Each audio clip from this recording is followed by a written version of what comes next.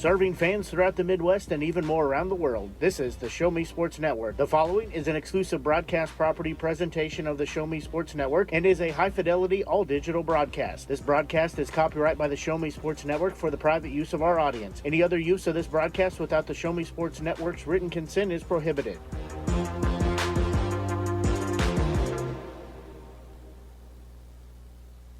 Network broadcast crew is ready in the Doc and Norm Direct broadcast booth. Exclusive pregame coverage of Jefferson City Renegades baseball is brought to you by Animal Medical Center of Jefferson City, Avon with Michelle Carty, Boone County Journal, Centurion Cares, Christopher Scott, Farmers Insurance, Doc and Norm Direct, Eddie Goodell Society, Han Custom Laser Engraving, LLC, Hoslog Landscaping and Design, Last Sentinel Firearms, Retrieving Freedom, River Oak Christian Academy, Sawdust Studios, State Tech of Missouri, and Walk Off Wood Bat Company. The excitement is building in the stands, and the tension is rising in the dugout as first pitch is just around the corner. You're listening to exclusive coverage of Jefferson City Renegades baseball on the Renegades Radio Network and the Show Me Sports Network. Now let's go live to the field to the Doc and Norm Direct broadcast booth. Can the Renegades finally nab one against the Sedalia Bombers this season? Just about time to find out the answer to that question, as the Renegades have traveled here to Liberty Park Stadium for the first time that they will face the Bombers on the road this season. As always, good evening, everyone. Happy Tuesday. I'm Ben Schmidt, just about ready to bring you all of tonight's Renegades coverage on the Show Me Sports Network. It is hot. There is a sun shining directly in my face that has rendered me almost unable to see the computer screen that sits, about 6 inches in front of me. But I'm ready to go for this one, and I hope you are ready as well. Renegades and Bombers both on the field, mowing around a little bit, getting some warm-up throws in. Looks like for what has been most of the away games that we have traveled to this season, another Little League night at the ballpark. There is one of the Little League teams in the Sedalia area is on the field, throwing and making toss back and forth with some of the Bombers all-stars and starters, so that looks like a lot of fun out there, and we are just about ready to go in Sedalia. Should be a good one. Renegades coming off a win last night. They snapped a 2-game skid on the road against Joplin, moved to 3-2 in the season series against them, and pick up a win on the road. It was a good one on both sides. If you look at it from the whole, the pitching side for the Renegades continued a really impressive streak of the last couple of games. Over the last 3 games, the pitching has given up 2, 4, and 4. So just 10 combined runs over the last 3 games. That is a really nice little streak that they have gone on. And the offense certainly was no slouch. They only let up 7 hits over the 9 innings, but it led them to scratch across 4 runs on the evening, and 4 was just enough as they took it by a 4-3 final score. There were contributions all throughout the lineup as Luke Fuller and Matashek both scored in the first inning on an RBI triple by Matashek and then an RBI single by Rocker Bomber. Another run scored after the Jackson Lovich triple and RBI ground up by Cole Wagner. And then what ended up being the deciding run came on a Luke Fuller hit by pitch RBI in the 7th inning. So contributions all up and down the lineup.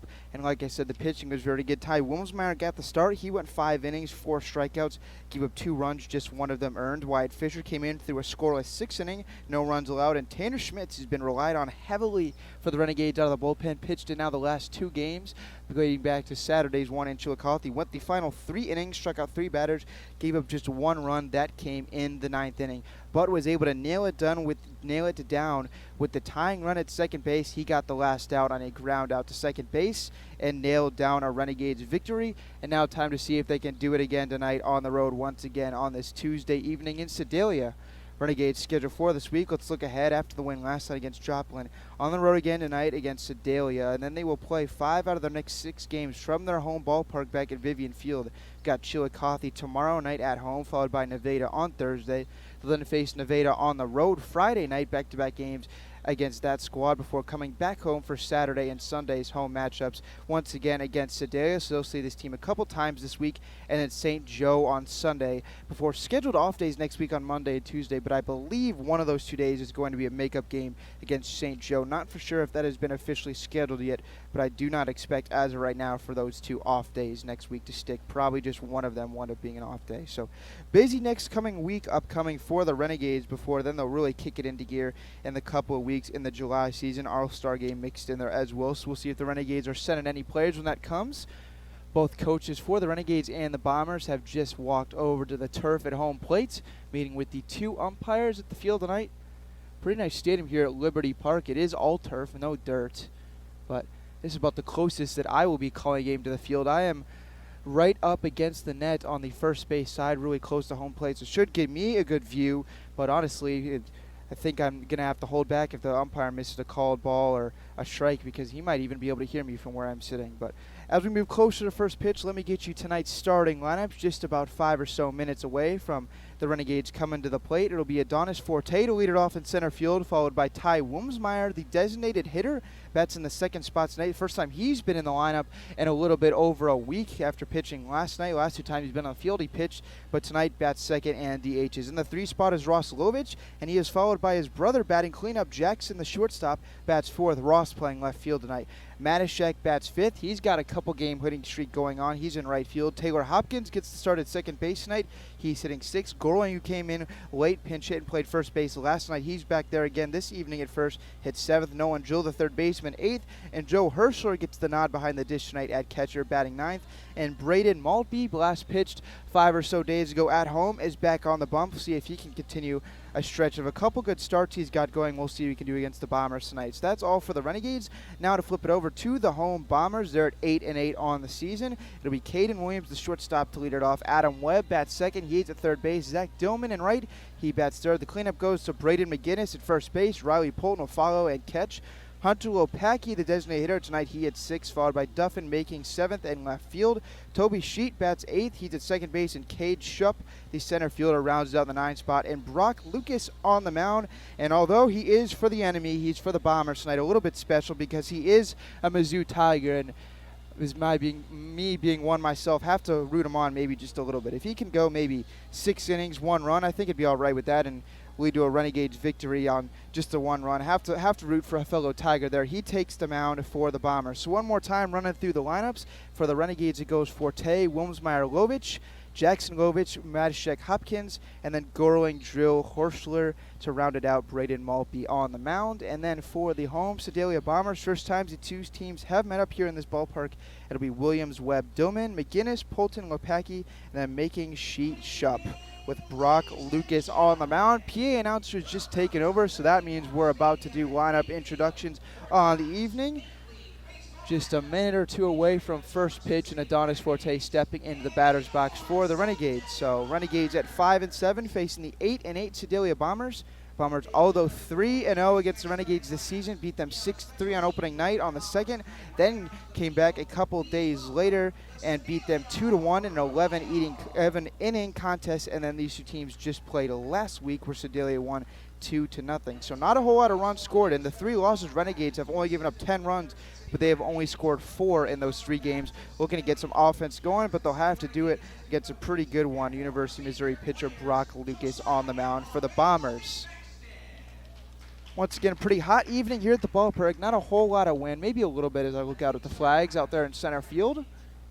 But a pretty good crowd that continues to filter into this one, especially on the third base side where the Bombers dugout is. And we are just about ready to go. Renegades are currently being announced right in front of me. Bombers lineup will follow. If you missed those lineups just a moment ago, one last time for the Renegades, it's Forte, Wilmsmeyer, Ross Lovich, Jen Jackson Lovich, Matashek, Hopkins, Gorling, Drill, and Herschler to round it out with Maltby on the mound. For the Bombers, Williams, Webb, Dillman, McGinnis, Polton, Lopacki, and then making Sheet Shupp. Brock Lucas takes the hill for the Bombers. Renegades just moved to 5-7 on the season. Last night they had dropped back-to-back games by scores of 2-0 and 4-3, but then were able to get off that losing streak after an off day Sunday. They won last night 4-3 in Joplin, and what came to be a pretty interesting game in the 9th inning. 1-1 was already in for the Joplin Outlaws before they sent the tying run to second base. Pretty interesting looking back at that 9th inning because the Joplin Outlaws had the tying run on first base before bunting him over to second, which was a pretty interesting call because it gave the Renegades the second out of the inning. I know you say it moved the tying run up into scoring position, but essentially gave away out there and ended up proving large as Schmitz was able to take it and then get a ground out to end the ball game. Renegades held on to win that one 4-3. Renegades lineup just being wrapped up, so we'll get to the Bombers lineup here in just a moment, and then the national anthem to follow. So with that, I'm going to take a quick break, grab some water, and get us going when we come back in just a moment. Renegades and Sedalia getting ready to go on the Show Me Sports Network. Don't go anywhere. We'll be back for first pitch in just a moment. Throughout the course of any game, different actions stand out to different people. But everyone remembers a walk-off, especially if it's a walk-off wood bat. Handcrafted right here in Missouri, walk-off wood bat company bats are made with premium grade maple, ash, and birch, fully customizable to make it truly yours. From the length and weight to the barrel and handle color, you're able to customize every feature of your wood bat, including personalized engraving with a 45-day warranty. In addition to selling custom handcrafted bats, they also offer a selection of bat accessories, including lizard skin bat grips and batting gloves. To help find your confidence at the plate, give Walk-Off Wood Bat Company a call at 816-261-1014 or visit wowbats.com. Hello, Blake Gazaway here with the Show Me Sports Network. I've had the opportunity to have some amazing calls, including overtime touchdowns, walk-off home runs, and buzzer-beating baskets. But I've answered another call. That's to serve my community as a volunteer firefighter. Stop and think what would happen if your home or property caught fire and no one was there to put it out. Every day, volunteer firefighters not only save lives and property, but also respond to other emergencies. Nearly 2/3 of our nation's fire departments are manned by volunteer firefighters. And because of this, we simply need more volunteers to step up and answer the call. Stop by or contact your local fire department and see how you can become a volunteer firefighter today. I answered the call to serve my community. Will you?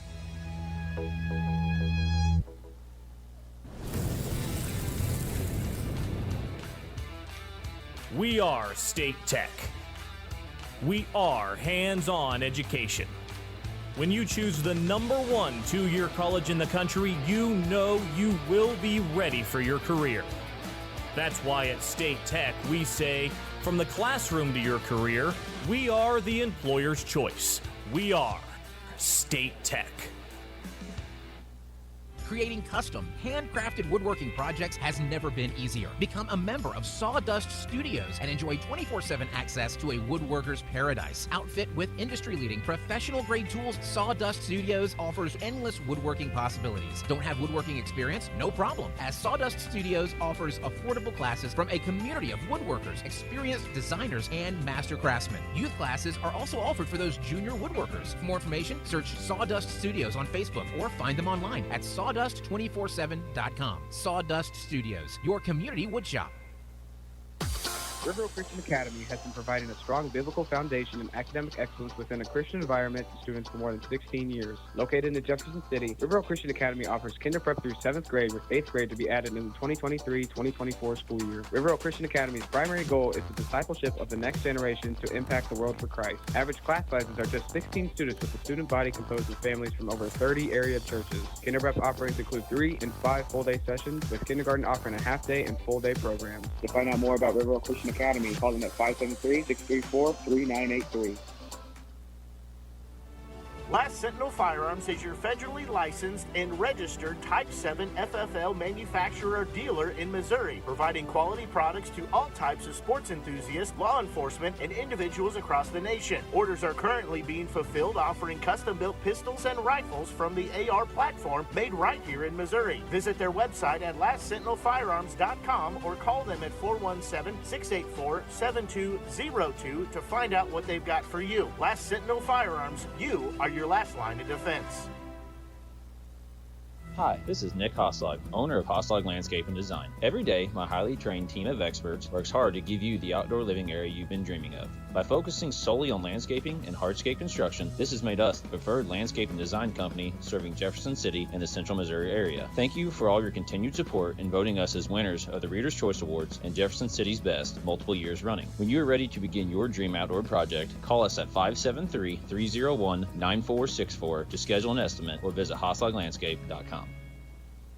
Since 2018, Han Custom Laser Engraving LLC has been specializing in all things custom, using large format, high-powered lasers. With some of the most advanced technologies on the market, anything can become a canvas. The state-of-the-art system makes quick work of custom engraving on cups, glass, tile, wood, acrylic, metal, headstones with endless possibilities. They also offer custom one-of-a-kind signs that are sure to make your design stand out. Find them on Facebook at Han Custom Laser Engraving or call 573-489-8732 to find out more. Hahn Custom Laser Engraving LLC, a veteran-owned business. The following public service announcement is brought to you by the Eddie Gaedel Society, Jefferson City Chapter 10, doing little things to make a big difference. Want to make a big difference in your community? Be kind to others, drive safely, and put litter in its proper place. Join us in celebrating Eddie Gaedel's historic Major League appearance as a member of the St. Louis Browns by doing something nice for someone today. Take a walk, Eddie!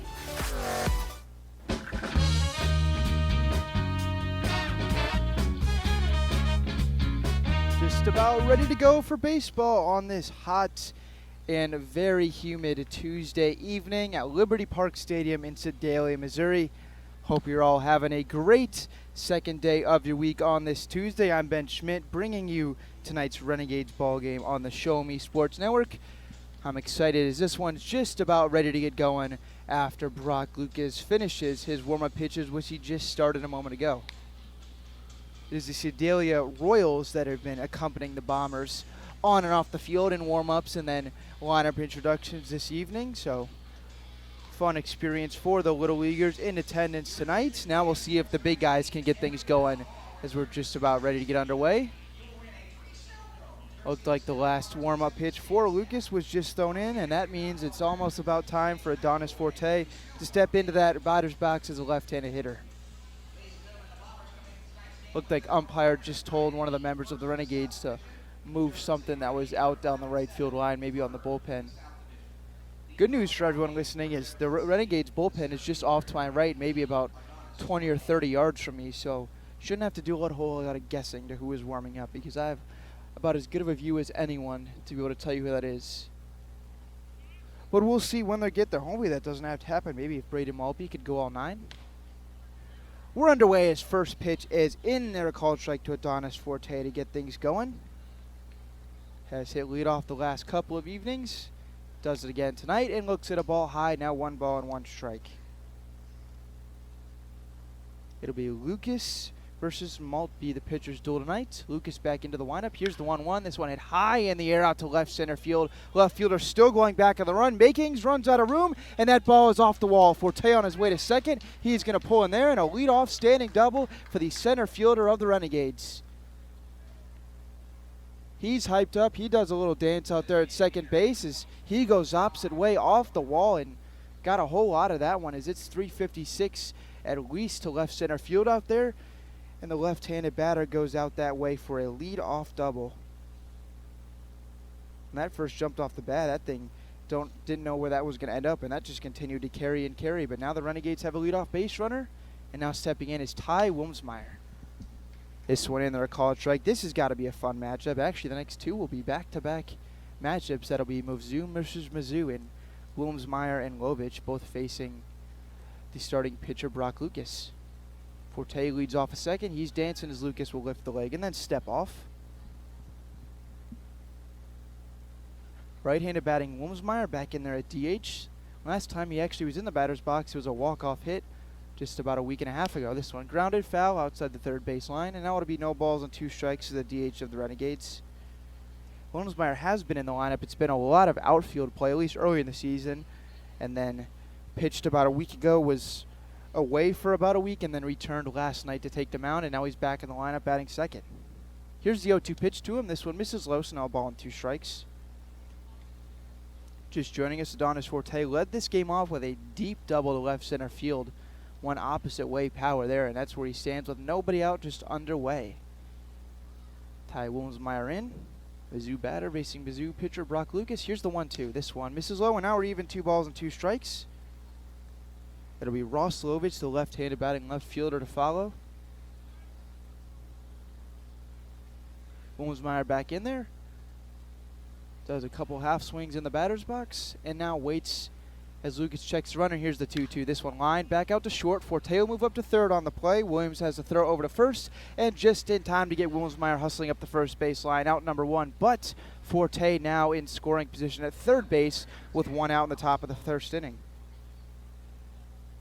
So productive at bat for Wilmsmeyer. Does not drive in the run, but gets him just 90 feet away. And a ball off the bat of Ross Lovich here likely brings in Forte from third.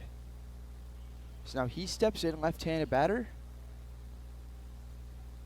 Lovich reached a couple times last night, also had a couple stolen bases. He swings and misses behind on that one. Now a ball and no balls and a strike to Ross Lovich.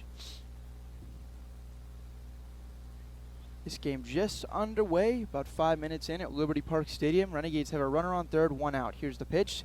This one just off the inside corner. Now a ball and a strike. Good take there by Lovich.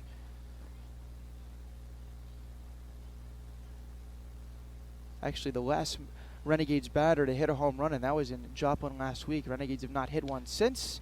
This one just below the knees now, 2 balls and a strike. Be a great time here if you can end that home run drought.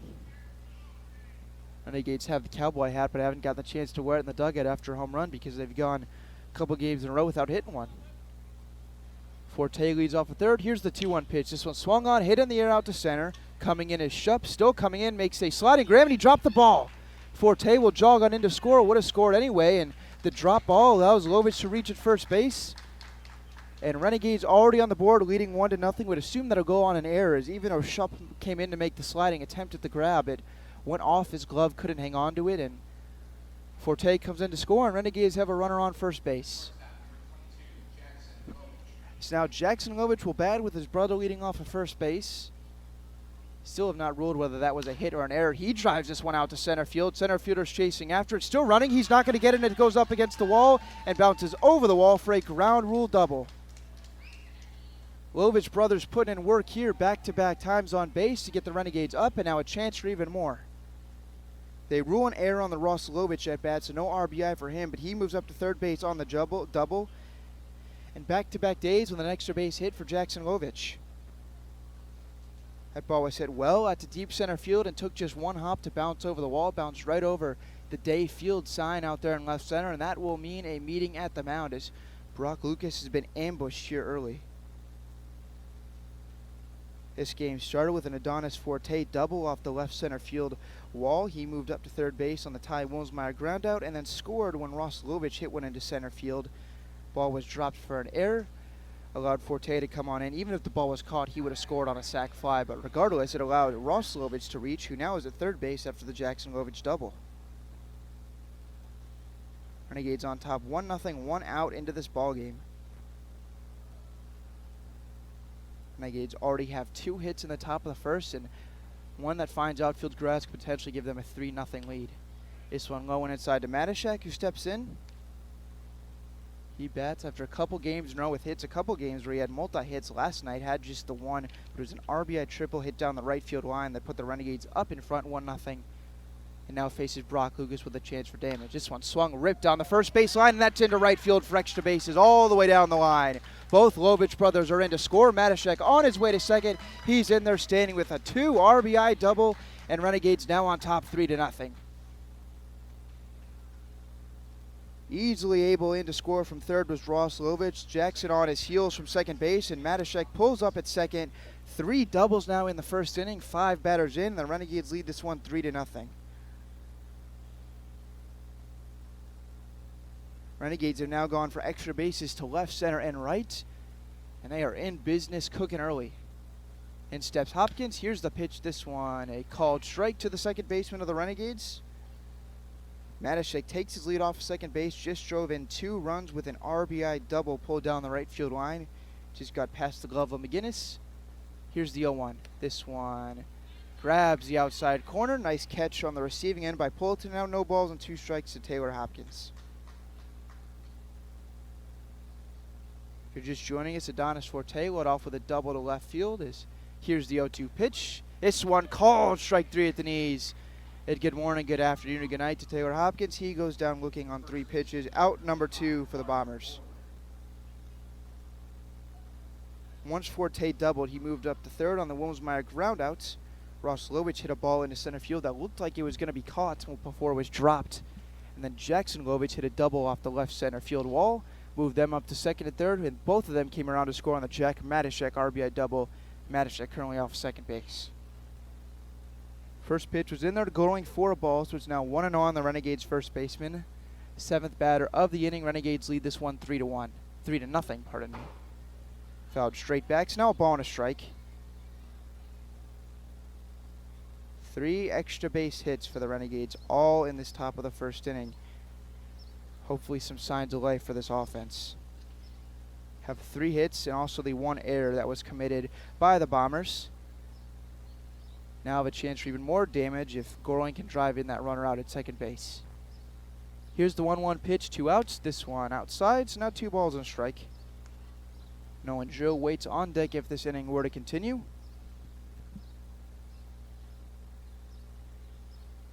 Lucas looking to record the final out and get through this first inning of work.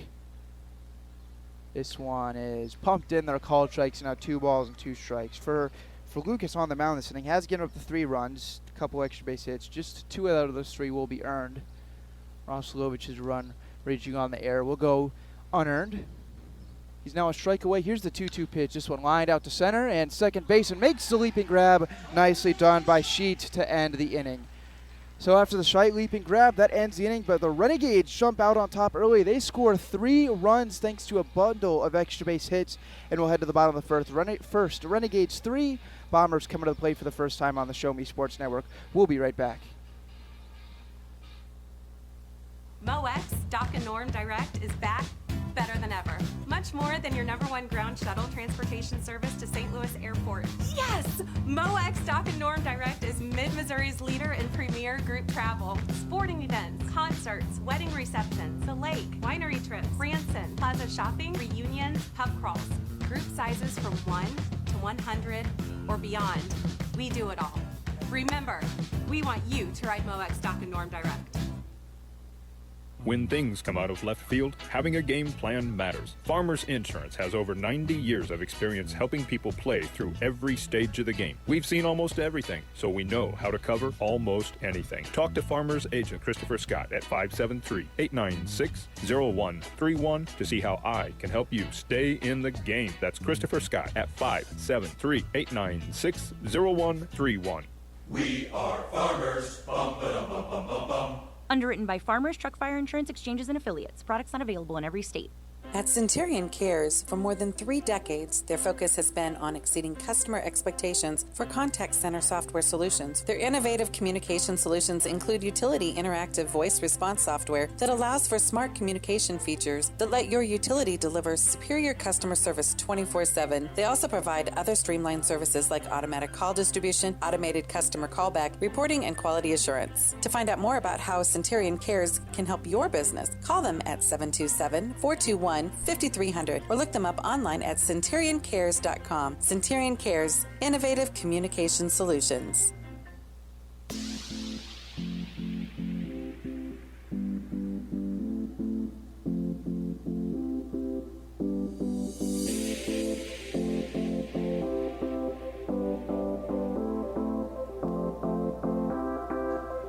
Just about time for Maltby to go to work.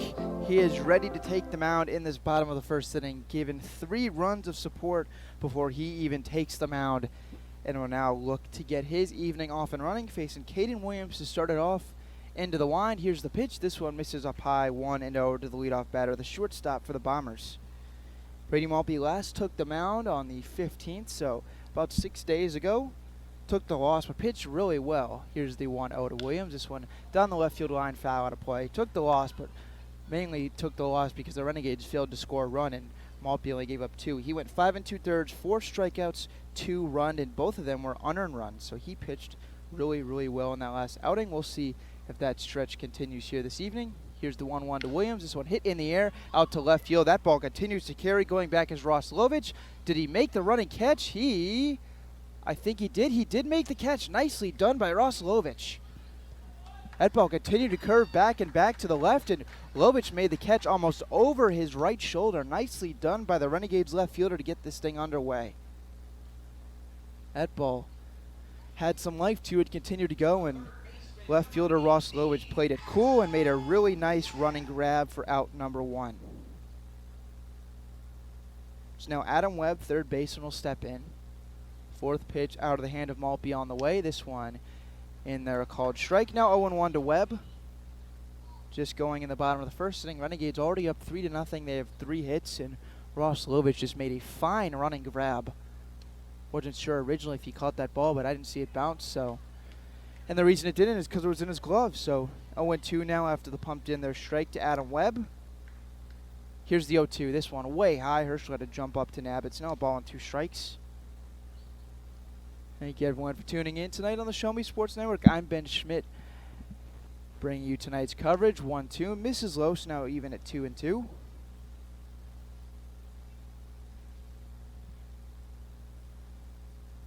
Maltby looking to continue a nice little stretch here of Renegades starting pitching. They have worked well the last couple of days. 2-2 skips in there, so now it's run full. That pitch didn't even make its way to home plate before it bounced on the turf. So now it'll go full. Bombers a chance at their first base runner if Maltby misses on this full count pitch. He's into his wind. Here it comes. This one grounded in between third and short, and that's into left field for a 1-out single. Hard hit ground ball off the bat. As pretty wide turn out there at first base by Webb, but he'll stay put at first, and a 1-out single, the first hit of the ball game for the Bombers. So with that, Zach Dillman will step in, right fielder, batting second this evening. Excuse me, not batting second, batting third this evening. He hits with a runner on first, 1 out. Bombers already in a hole thanks to 3 runs scored by the Renegades in the top of the first inning. Here's Maltby's pitch. This one hit out to center field. Forte chasing after it, still running, but now he slows and makes the catch for out number 2. Nice running grab by the Renegades center fielder. Retires number 3 batter Zach Dillman, and 1 pitch to Dillman for out number 2. Forte continued to run, but slowed up just a second or so before he made the catch and had it all the way for the second out of the inning. So with that, flat runner stays at first base. That's Webb, who just singled a moment ago, leading off at first base. And Braden McGinnis will step in with 2 outs now. Here's Maltby's pitch. This one misses low. Now 1-0 to the first baseman of the Bombers. Robbie pulled the catcher, waits on deck if this inning were to continue. Gorwing holds the runner Webb on at first base. Not a big lead. Here's the pitch. Hit out in the air to center field. Forte's under it. He sizes it up and makes the catch head high for out number 3. So a 1-out single, but that's no trouble at all for Maltby. He works around it and strands the runner for a scoreless bottom of the first. We'll head to the second. Renegades lead 3-0 on the Show Me Sports Network. We'll be right back. At the Boone County Journal, we're with you all the way. We know that you're more than just a subscriber. You're an employer, you're a parent, you're a neighbor. Most importantly, you're a community member. It's our goal to provide you with the latest news, sports, opinions, obituaries, classifieds, and more to keep you informed about your community. To find out more about the Boone County Journal or to subscribe, call 573-657-2334 or visit bocojoe.com. The Boone County Journal. We're with you all the way. Running out of some of your favorite Avon products and haven't seen an Avon brochure in quite some time? No need to worry. Avon Independent Sales Representative Michelle Carty can help with your Skin So Soft makeup, jewelry, fragrance, and skincare needs. Avon now carries cleaning supplies, clothing, daily essentials, and several small LG electronic items. You now have the opportunity to shop online 24/7 and have your order shipped directly to your front door by shopping with Michelle at mcarty.avonrepresentative.com or find her on Facebook by searching Avon Carty.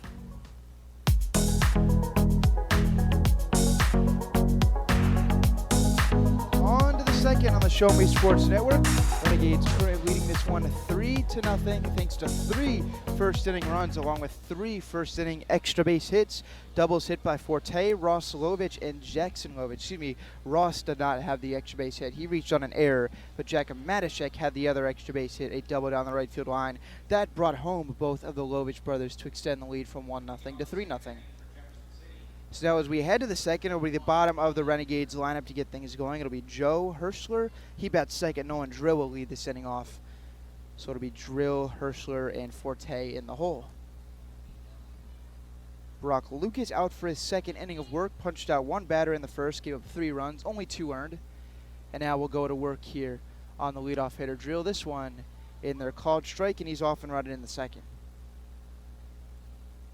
Drill gets the nod at third base this evening. He bats in the 8th spot and leads off this second inning.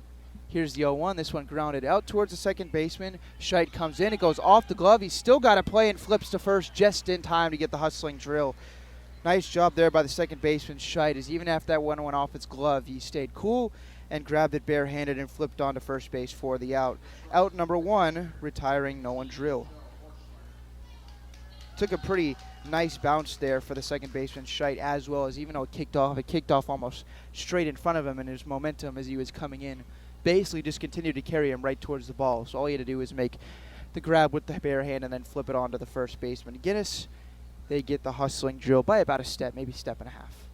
So in steps Herschler. He first pitch grounds it to third. Third baseman Webb up with it, throw across the diamond. It skips in there, but perfect bounce right to the first baseman, Guinness.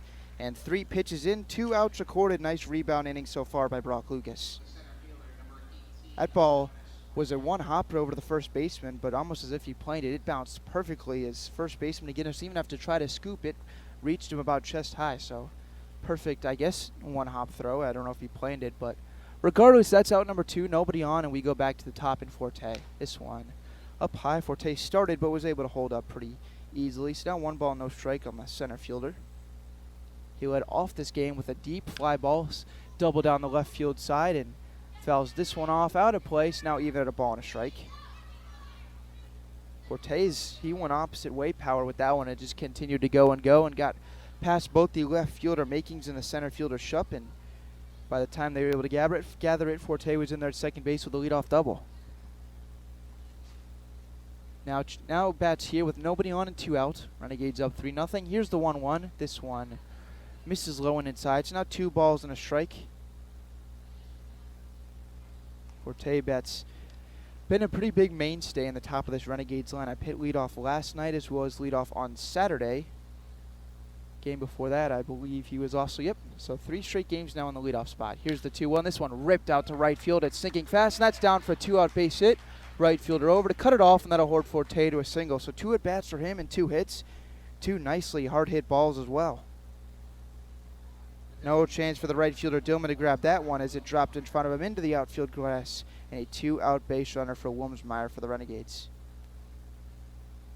Forte now 2 for 2. We'll see if Wilmsmeyer can continue this 2-out attempt at some damage. Looking to add to a 3-0 lead. 4 hits already through an inning and 2/3 for the Renegades. Pitch to Wilmsmeyer, hit high in the air and out of play. Foul, now no balls and a strike. Brock Lucas very quickly retired the first 2 batters in Drill and Herschler, both on groundouts. Was through 3 pitches and 2 outs in this inning before just allowing a 2-out single to Forte. This one misses high, so that'll even things up at a ball and a strike. Brady Maltby just took them out in the bottom of the first a few minutes ago and pitched a scoreless inning.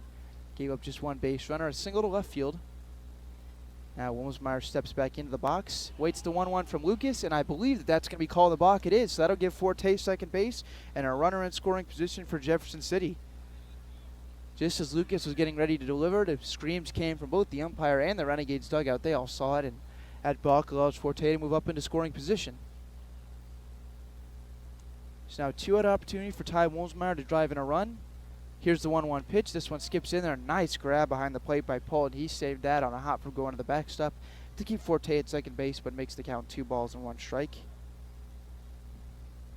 Roslovich waits on deck, reached on a ball that was dropped out in center field, but then came around to score in the first. Pitch to Wilmsmeyer, misses low, and now 3 balls and a strike to the DH for Jefferson City. Wilmsmeyer coming off of last night's performance where he went 5 strong innings. Gave up just 2 runs, only 1 of them earned, and now in the starting lineup at the DH spot, batting number 2 tonight. Forte off a second. Here's the 3-1 pitch, way outside, and a walk to the number 2 hitter, Ty Wilmsmeyer, will put 2 runners on for Roslovich. This inning looked like it was going to be a nice and easy one for Brock Lucas on the mound. Retired the first 2 batters on 3 pitches and a couple of groundouts, but now it's 2 base runners on he's got to deal with after the single, the balk, and the base on balls. So now Lovich in, left-handed batter facing the right-handed pitching Lucas. Here's the pitch. This one hit in the air out to center field. Continues to carry. Center fielder going back at the track, at the wall, and this ball is out of here. 3-1 bomb for the Renegades left fielder, and he has just doubled the lead, 3-0 to 6-0. Gave that one a ride on the first pitch of the at-bat. Wilmsmeyer and Forte score as he goes out to the deep part of the yard and will get to don the cowboy hat back in the dugout. Center fielder Shupp went back on it, was very quickly realized that he was not going to have room to make a play there, and Forte goes deepest part of the yard, muscles up to double the Renegades' lead from 3-0 to 6-0. So now Jackson Lovich steps in. Nobody on now with 2 outs. Hits this one in the air to right, going out of second baseman. Right fielder coming in now, and he makes the catch to end the inning, but not before a 2-out rally gets the Renegades up by 6 through their first 2 trips to the plate. Thanks to Ross Lovich, 3-run bomb doubles the Renegades' lead. We'll be right back on the Show Me Sports Network heading to the bottom of the second.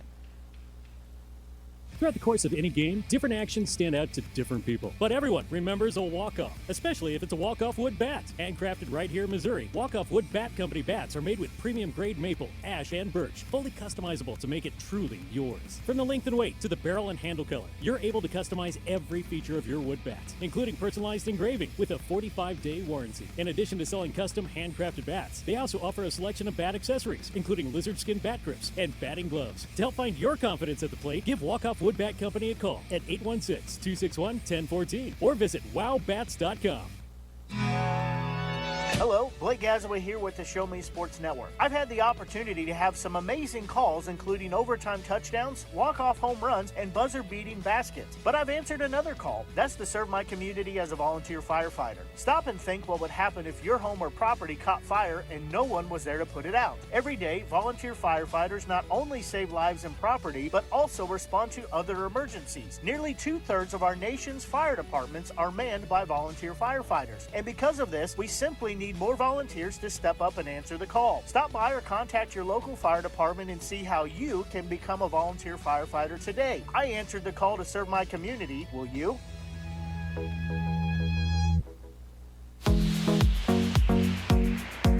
Bottom of the second now, Renegades up by 6 runs thanks to 3 in the first and 3 in the second. Most recent 3 just coming on a Ross Lovich 3-run bomb with 2 outs in the top of the second inning. And now Brady Maltby goes back to work after pitching a scoreless bottom of the first inning. So 4 batters came to the plate in that bottom half of the first inning. 3 of them retired, all 3 on flyouts. Adam Webb had a 1-out single mixed in there. So now Renegades already up big. Maltby will go back to work. He's going to face Polton, Lopacki, and Makings. First pitch misses low and away, ball 1. It's 5-6-7 in the Bombers batting order. Polton catching tonight behind the dish. He leads off this bottom of the second inning. Major work now to do for the Bombers, down by 6. This one in there now even at a ball and a strike. Lopacki waits on deck with Makings to follow. Renegades scored 3 in the first on an error and an RBI, 2 RBI double. This here's the 1-1. This one fouled back, now a ball and 2 strikes. Then the 3 runs coming in the second on a 3-run home run off the bat of Ross Lovich. So now Maltby had a ball and 2 strikes, does not have a strikeout so far through his first inning of work. Into his windup, here comes the 1-2 pitch. This one grounded out to third, coming over to his left is Drill. He makes a throw across over to first. Gorling's got it for out number 1. Drill had to take a couple steps to his left to field that one on a hop and made a perfect throw on over to Gorling at first base for out number 1. Maltby's going here in the second inning. So now Hunter Lopacki, the DH tonight, will step in. Believe he caught behind the dish when these two teams faced off last week. That is correct. He batted 6 and caught last time. He's DHing tonight. This one hit high in the air out to shallow right field, but second baseman goes out. Right fielder comes in. Who wants it? Matashek makes the catch for out number 2. Wasn't originally sure as the second baseman Hopkins went out who wanted it, but Matashek making the grab on his way in, and that is now 2 down. So Lopacki is retired on the first pitch of his at-bat on the flyout to Matashek, and that'll bring up Makings with no one on and 2 outs. Bombers already down by 6, and they're just taking their second trip to the plate here in the second inning. Have 1 hit through the first 6 batters. They've got work to do, and Makings looking to get it going. Left fielder and left-handed hitter steps in and looks at a called strike in there. No balls, and 1 strike. So Maltby worked pretty quickly so far through his first inning and 2/3. Here's the pitch. This one misses low and away, now a ball and a strike. He's yet to strike out a batter, but has only given up just the 1 hit. Back into his windup. Here comes the 1-1. This one fouled off behind, And now he had a ball and 2 strikes. He was ahead 1-2 before getting pulled to the ground out to third, and then got Lopacki just a moment ago to fly out to Matashek on the first pitch. So he's not had to throw a whole lot of pitches in this bottom of the second. He's a strike away from ending it. Here's the pitch. This one grounded. Slowly in comes the shortstop, Jackson Lovich. Up with it. Throw to first. Pulls Goring off the bag. He tries to tag. Can't do it, and that'll be an error that allows the inning to continue. Jackson Lovich came in to make the scoop and then sidearm fired it over to first base. It pulled Goring off the bag. He tried to make the tag on the runner Makings on his way by. Couldn't do it, and that's a 2-out base runner for the Bombers. So Maltby still only giving up 1 hit through the first inning and 2/3. Has the error that allows the runner to reach. And Toby Scheidt went out bat with a runner on first and 2 outs. Scheidt steps in, right-handed hitting second baseman. Maltby quickly goes to work. Here's his pitch. This one misses low and away. Ball 1 to the second baseman. Makings being held on over there at first base by Gorling. Got a big lead. Here's the pitch. This one misses inside, just off the plate. It's now 2 balls and no strikes to Scheidt. Maltby looking to get through his second scoreless inning. He's been gifted 6 runs of support in just 2 innings. His pitch outside and away. Now 3 balls, no strikes. Number 8 hitter. Maltby struggling to find the command in this at bat. This inning was able to continue after the error just a moment ago by the shortstop Lovich. But Renegades still ahead by plenty and can still get through a scoreless second inning. Runner only on first base with 2 outs. And here's the 3-0 pitch. This one grabs the outside corner. Now 3 balls and a strike to Scheidt. That one just found its way onto the outside corner to keep this at bat going. So now after the 3-1 pitch, Scheidt back into the batter's box, and here it comes. This one called strike. A little bit late call there. Wasn't sure if that one found the zone, but good work behind the plate by Joe Hirschler. Now it's run full. So Maltby battling back from 3-0 to 3-2, and now with 2 outs, runner on first base will get a head start. Here's Maltby's 3-2 pitch. Runner goes. This one misses high, and that's a walk to the number 8 hitter, Scheidt. Makings, who is already on the run, moves up to second base on the walk as Scheidt will head on down to first base. Now 2 out, 2 on for the Bombers. This will bring up the number 9 hitter in the order. That's Cade Shupp.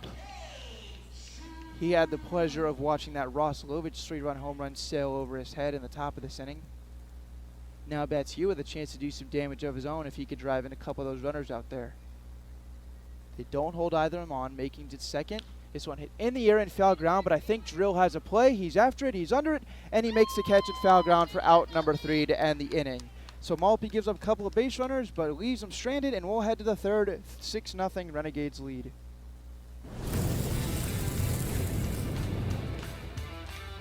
We are State Tech. We are hands-on education. When you choose the number 1 2-year college in the country, you know you will be ready for your career. That's why at State Tech we say, from the classroom to your career, we are the employer's choice. We are State Tech. Creating custom, handcrafted woodworking projects has never been easier. Become a member of Sawdust Studios and enjoy 24/7 access to a woodworker's paradise. Outfit with industry-leading professional-grade tools, Sawdust Studios offers endless woodworking possibilities. Don't have woodworking experience? No problem, as Sawdust Studios offers affordable classes from a community of woodworkers, experienced designers, and master craftsmen. Youth classes are also offered for those junior woodworkers. For more information, search Sawdust Studios on Facebook or find them online at sawdust247.com. Sawdust Studios, your community woodshop. River Oak Christian Academy has been providing a strong biblical foundation and academic excellence within a Christian environment to students for more than 16 years. Located in Jefferson City, River Oak Christian Academy offers kinder prep through 7th grade with 8th grade to be added in the 2023-2024 school year. River Oak Christian Academy's primary goal is the discipleship of the next generation to impact the world for Christ. Average class sizes are just 16 students with a student body composed of families from over 30 area churches. Kinder prep offerings include 3 and 5 full-day sessions, with kindergarten offering a half-day and full-day programs. To find out more about River Oak Christian Academy, call them at 573-634-3983.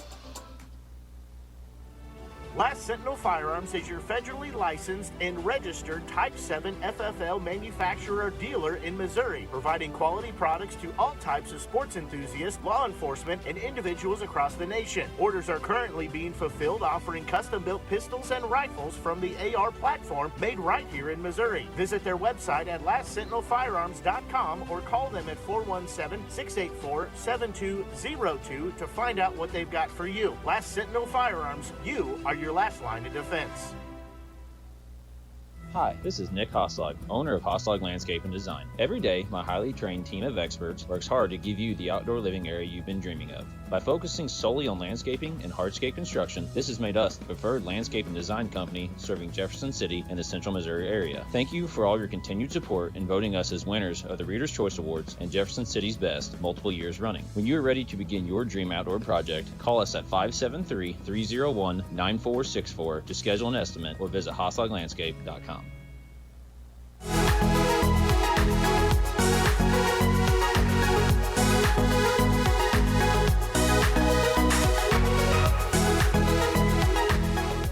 On to the third inning after a lengthy break in between innings, thanks to what was a race by a couple of kids around the bases in between innings. Was a lot of fun to take in here in the stands, but led to a little bit more of a lengthy in between innings as Brock Lucas heads back out for this top of the third inning, giving up 5 earned runs already, 6 total, and looks to try and have his first perfect inning of the night if he can do it. Well, retired the first 2 batters last inning before a quick barrage by the Renegades on a single, a walk, and a 3-run homer allowed the Renegades to tack on 3 runs. So Matashek will lead this one off. He swings and misses. And now joining me making the trip up here to Sedalia this evening, you usually hear on the home broadcast, it's Ashley Carty. How you doing tonight, Ashley? Hello.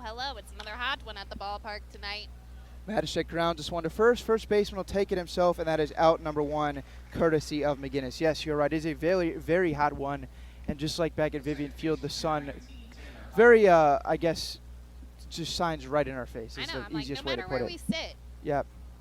So, got that to deal with, but it's starting to at least set a little bit after we're about 40 minutes into this one. Swung on a miss by Hopkins to begin his at bat. Now no balls and a strike. Matashek just led off this top of the third inning, grounded out to first. Hopkins now in, flies this one out of place. Now no balls and 2 strikes. I do feel a lot safer here from foul balls in our little cage that we're in. A cage is a good way to put it, because that's essentially what we're in right now. It's completely, the stands are completely enclosed, and it is it's not a net, it is a cage in front of us. So it's a little bit different than back home, I'll say that. And it's like everywhere. I saw a bird trapped in here earlier, and there was no way for him to get out. That made me pretty sad. 0-2 pitch, swung on a miss, so Hopkins goes down on strikes for the second time, and just like last inning, quickly 2 up, 2 down for Lucas. Let's see if he's able to finish the job this time. Because Carter Gorling's up to bat. First baseman number 25, Carter Gorling. Did you hear that, guys? I'm still pretty good at this.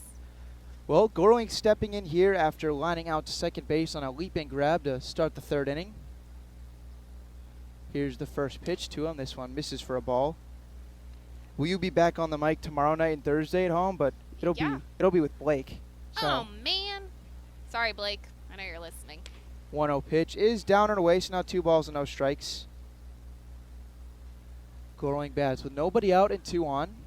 Renegades up 6-0, top of the third inning. Here's the pitch to Gorling. This one finds his own. So now 2 balls and 1 strike. That is a pretty good way though to start a game, if you ask me. Oh, absolutely. I mean, I'm not sad. They have ambushed Lucas through 2 2/3 innings. Misses away here, so now 3 balls and a strike, and maybe some shades of how last inning went with the 2 first batters being quickly retired. If 2-out rally? Gorling can reach here, he is going to, as this one misses down and away for ball 4 to Gorling. That was a close one there. Nice take there by Gorling. He heads down to first base, and that'll bring up Nolan Drill. Sorry. I did shout him out. It's Nolan Drill. He's playing third base. Do you know who is waiting on deck? He's got a pretty big clue. It's yes. Joe Hirschler. Well, the knee pads also are a pretty big giveaway as a catcher. Your head was kind of in the way. But it's fine. I'll let it slide. That was a ball 1. That was a ball 1. Did Nolan Drill grounded out to second his first time up. This inning started with a ground out and a strikeout of Matashek and Hopkins before Gorling just walked for a 2-out base runner. Ooh. This one hit high in the air out I believe, in foul territory. A couple guys go after it. Second baseman makes a catch that stayed fair, but regardless, Scheit makes it to end the inning. So Renegades go scoreless for the first time. We'll head to the bottom half. Renegades up 6-0 on the Show Me Sports Network. Since 2018, Han Custom Laser Engraving LLC has been specializing in all things custom, using large format, high-powered lasers with some of the most advanced technologies on the market. Anything can become a canvas. The state-of-the-art system makes quick work of custom engraving on cups, glass, tile, wood, acrylic, metal, headstones with endless possibilities. They also offer custom one-of-a-kind signs that are sure to make your design stand out. Find them on Facebook at Han Custom Laser Engraving or call 573-489-8732 to find out more. Han Custom Laser Engraving LLC, a veteran-owned business. The following public service announcement is brought to you by the Eddie Gaedel Society, Jefferson City Chapter 10, doing little things to make a big difference. Want to make a big difference in your community? Be kind to others, drive safely, and put litter in its proper place. Join us in celebrating Eddie Gaedel's historic Major League appearance as a member of the St. Louis Browns by doing something nice for someone today. Take a walk, Eddie. MoX Dock and Norm Direct is back better than ever. Much more than your #1 ground shuttle transportation service to St. Louis Airport. Yes! MoX Dock and Norm Direct is Mid-Missouri's leader in premier group travel. Sporting events, concerts, wedding receptions, the lake, winery trips, Branson, plaza shopping, reunions, pub crawls. Group sizes from 1 to 100 or beyond. We do it all.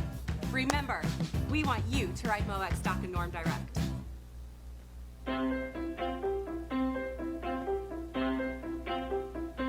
Alrighty, Renegades fans, and we are back for the bottom of the third inning here at Liberty Park Stadium. I think that's what we're called. Yes, it is. And Brady will still be joining us on the mound. Up to bat. Hold on. Okay, Caden Williams is up to bat. Courtesy of the electric APA announcer at the stadium. He does have. No hate to our guy Joe. He does a great job as well. He's very energetic up there on the mic. I'll be back out for his third inning of work. Back to the top of the lineup. Here's his first pitch to Caden Williams. Just misses high for ball one. What gave it away that this place was called Liberty Park Stadium? Anything in particular? When I put it in the map, that's how I got Well, here. I was going to say maybe the giant letters out in center field on the scoreboard. This one in there, strikes. Now 1 ball and 1 strike to Williams, who flew out to left in the bottom half of the first inning. Now hits for the second time tonight. Bombers trailing 6-0. This one off speed, bends in there. That was a nice pitch. That one found the zone, and it was not a fastball. That thing had some movement on it. So now Maltby ahead, 1 ball and 2 strikes, facing the left-handed batting shortstop Williams. Right-hander works out of the windup. Here comes the 1-2 pitch. This one high and outside. So now we're even 2-2. It'll be Williams, Webb, and Dillman 1, 2, 3 in this third inning. Bombers got 2 base runners on last inning on an error and a walk, but Maltby stranded on both. This one hit in the air to left. Left fielder Lovich back on it, still running back. This one is going to hit off the wall for extra bases. Off the wall. This one kicks away from Lovich, but he's got it in time to get it back in, and that'll hold Williams to second base. But regardless, it is a lead-off double to get things going in the bottom of the third inning. That's a strange outfield wooden fence I have out there. You don't see a whole lot of those. I wonder what would happen if an outfielder goes pretty much full speed into that. Would they crash straight through and end up on the other side of it? That would be tragic. Second hit of the ball game for the Bombers. An extra base hit allows Williams to reach at second base. Lovich we can have a play, but that ball just continued to carry and ended up hitting off the wall. I have no idea who's batting, though. I wasn't listening. It is third baseman Adam Webb, singled to left his first time up. Looks at a ball here, no balls. 1 ball, no strikes. I moved down here to sit by you because you were in the shade. Now the sun's coming Oh, back I around. should have told you. I have not been in the shade since this game has been going. 1-0 pitch now to Webb, misses low, and Good stop back there by Joe. I think they may have gotten I don't think that's where Herschler expected that ball to end up. Yeah, that looked kind of like a surprise. Yeah, that was an awkward one, but regardless, he caught it. So now 2 balls and no strikes. Williams just got this inning going with an extra base hit to left field. Maltby checks the runner a couple times. Here's his 2-0. This one grounded out to short. Runner will stay at second. Lovich makes the throw over to first, and that's out number 1. Heads up there by Lovich real quick, too, to check the runner and make sure he wasn't going anywhere. and then made a perfect throw on over to Gorling for the first out of the inning. So still a runner in scoring position, but now one out. And Zach Dillman's up to bat for the Bombers. I knew that his last name was Dillman before the guy said it, though. Dillman, I think, was in the lineup as well when these two teams met last week at Vivian Field. Looking back, that is correct. He was in center, hit second last week. He bats third tonight. Runner on second, one out in the bottom of the third. This one skips in there. Nice block by Hirschler, keeps the runner at second. But it's ball one to Dillman, who flew out to center his first time up for the second out of the first inning. Now has an RBI opportunity, but Renegades up by 6 runs thanks to 3 in the first and 3 in the second. Now Maltby looking to stray in the first, real threat for the Bombers. This one grounded foul off to the left side. So now 1 ball, 1 strike. Bounced off the cage over there. We have not had any foul balls, at least not yet, that have been close. I know. So I feel like it's going to be really loud. yeah, I would guess that one hit in this direction be able to hear, but I'm probably going to scream. Sorry, guys at home. you'd have to be, as a right-hander though, you'd have to be pretty late on a pitch to foul it off in this direction. So we'll see if that's even a chance of happening. Is now a 1-1 pitch. Maltby will deliver to Dillman. Here it comes. This one swung on a miss. He chased in the dirt. That ball barely made it to home plate, but clearly one that Dillman thought was fastball, and it was off speed. Maltby pulled the strings. Now a ball and 2 strikes. Runner out there at second base. Williams led off this inning with a double to left field before Webb just grounded out. And still out there at second base. Now a strike away from 2 outs in this inning. Maltby sets. Here's the 1-2 pitch. This one swing and a miss. And struck him out for out number 2. Beat ya. Beat me to that one, but Maltby has now bounced back for back-to-back outs, and he's out away from getting through 3 scoreless innings, but he's going to have to go through Braden McGinnis to get there.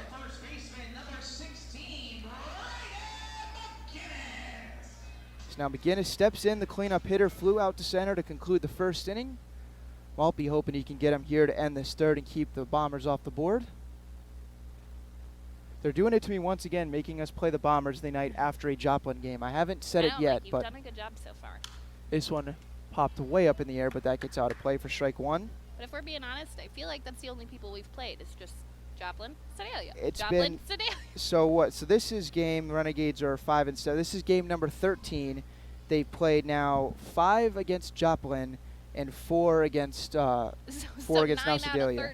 Correct. They have whoever made the schedule. One of these 2 teams, I guess 3 teams, you get familiar with each other. And then we probably won't see them in like the whole month of July. Correct. Here's the 0-1. This one grounded over to first. Gorling makes a leaping grab, feeds the covering Maltby for out number 3, and that keeps the Bombers off the scoreboard. Nice work by Maltby to work around the leadoff work. He strands the runner, and we'll head to the 4th. Back in just a moment on the Show Me Sports Network.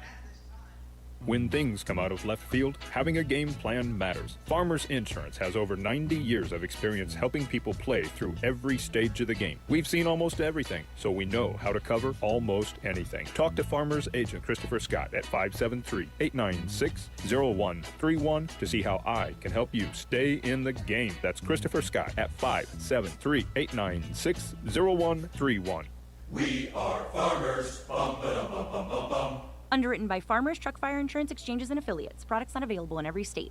At Centurion Cares, for more than 3 decades, their focus has been on exceeding customer expectations for contact center software solutions. Their innovative communication solutions include utility interactive voice response software that allows for smart communication features that let your utility deliver superior customer service 24/7. They also provide other streamlined services like automatic call distribution, automated customer callback, reporting, and quality assurance. To find out more about how Centurion Cares can help your business, call them at 727-421-5300 or look them up online at centurioncares.com. Centurion Cares, innovative communication solutions.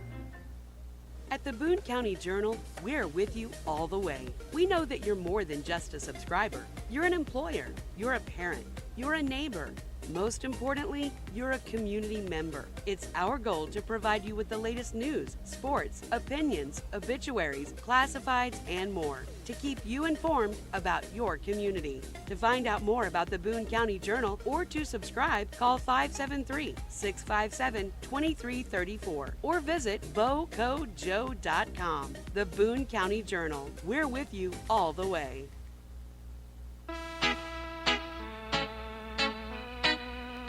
Alrighty, Renegades fans, we are back in the top of the 4th inning with our friend catcher Joe Hirschler up to bat.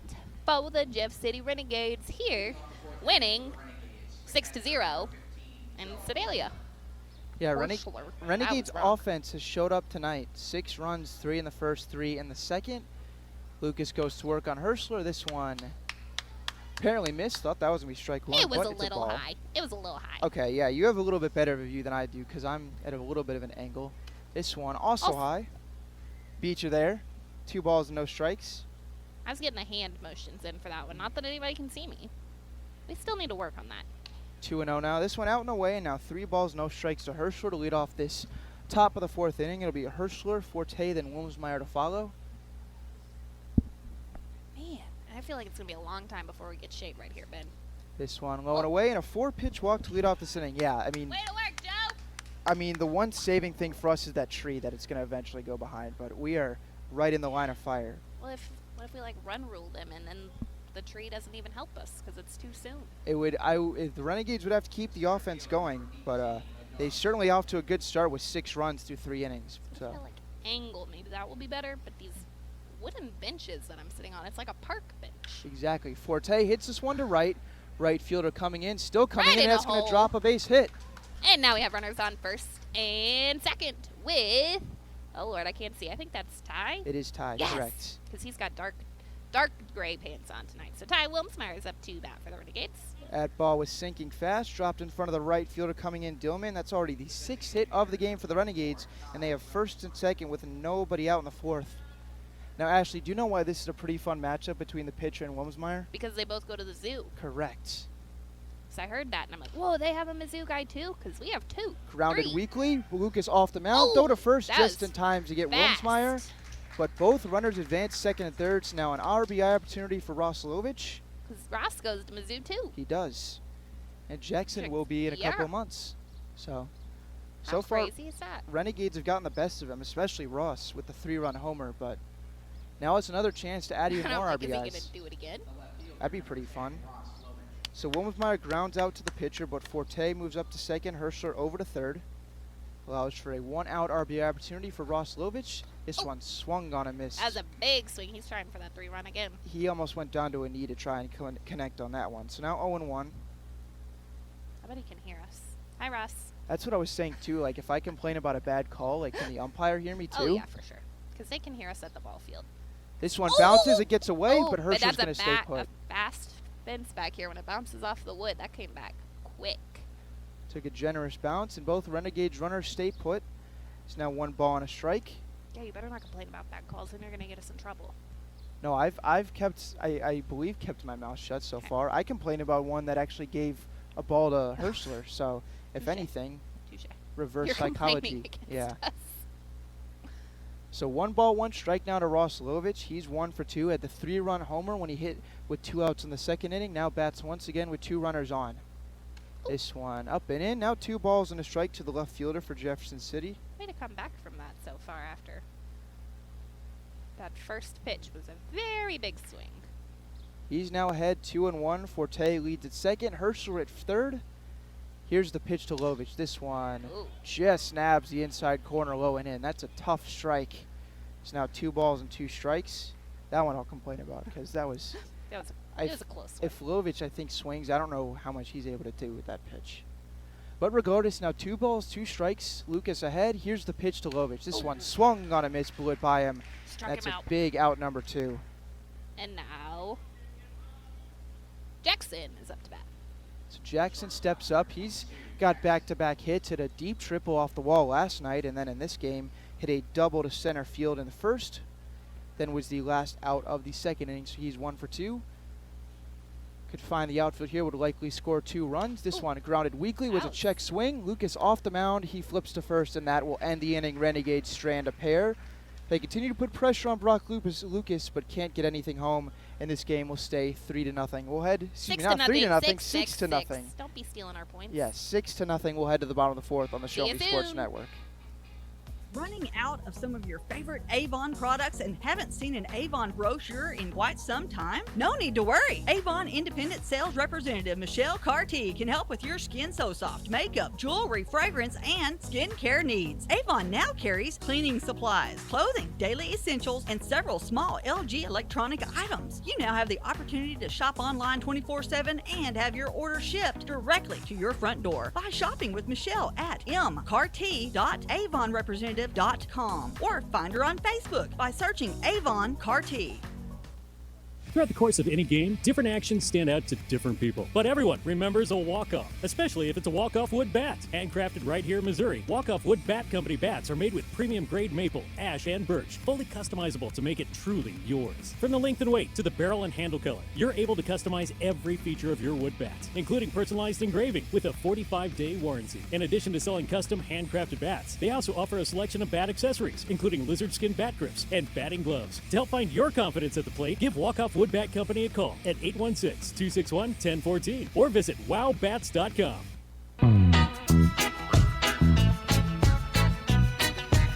Welcome back to Renegades Baseball on the Show Me Sports Network.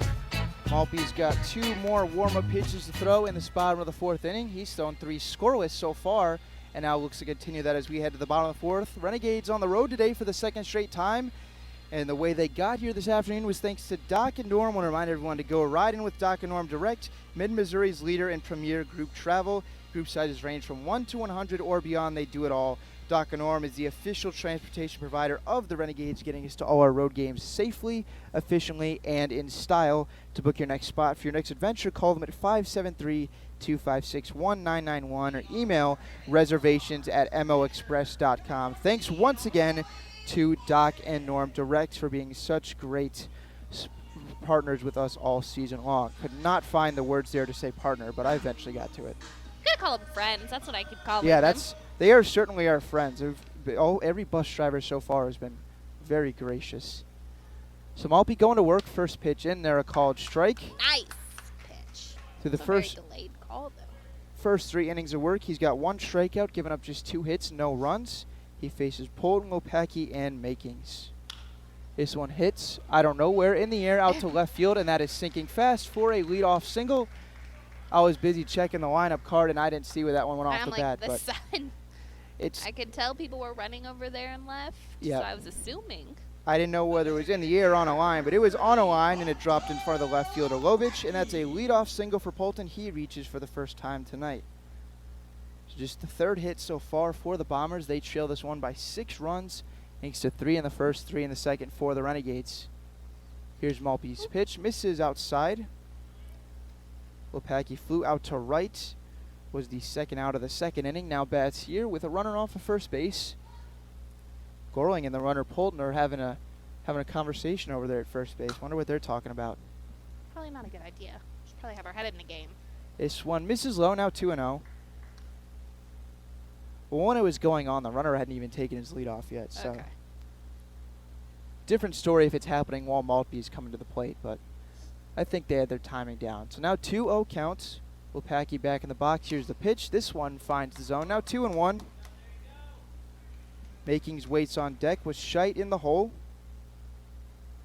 Just 3 hits so far for the Outlaws. They got a lot of work to do in the starting here in the bottom of the 4th inning. Here's the 2-1 pitch, swung on and missed. Got the heat by him there, and now has battled back to make things 2-2. Maltby has got just 1 strikeout through the first 3 innings of work. He's a strike away from what would be his 2nd. He's been in a bunch of 2-strike counts. This pitch, swing and a miss, got the off-speed by him. Lopacki went chasing, and that is out number 1 in the inning. Keeps the runner at first base as well. So Polton, after the leadoff single, still over there after the strikeout of Lopacki. That'll bring up Duff and Makings, who reached to extend the 2nd inning on an error by the shortstop. Did not come around to score, moved up to 2nd. Now bats here 0 for 1. What the heck happened? To me? No, to my Facebook post. 1-0. That one misses up and away to Makings. So Lopacki, who just struck out swinging, heads back to the dugout. Polton takes his lead off of first. He singled to left to get this inning going. Here's the pitch. This one skips in there. Nice block behind the plate by Hirschler. Kept that in front of him and actually picked it on a bounce. But now it's 2-0.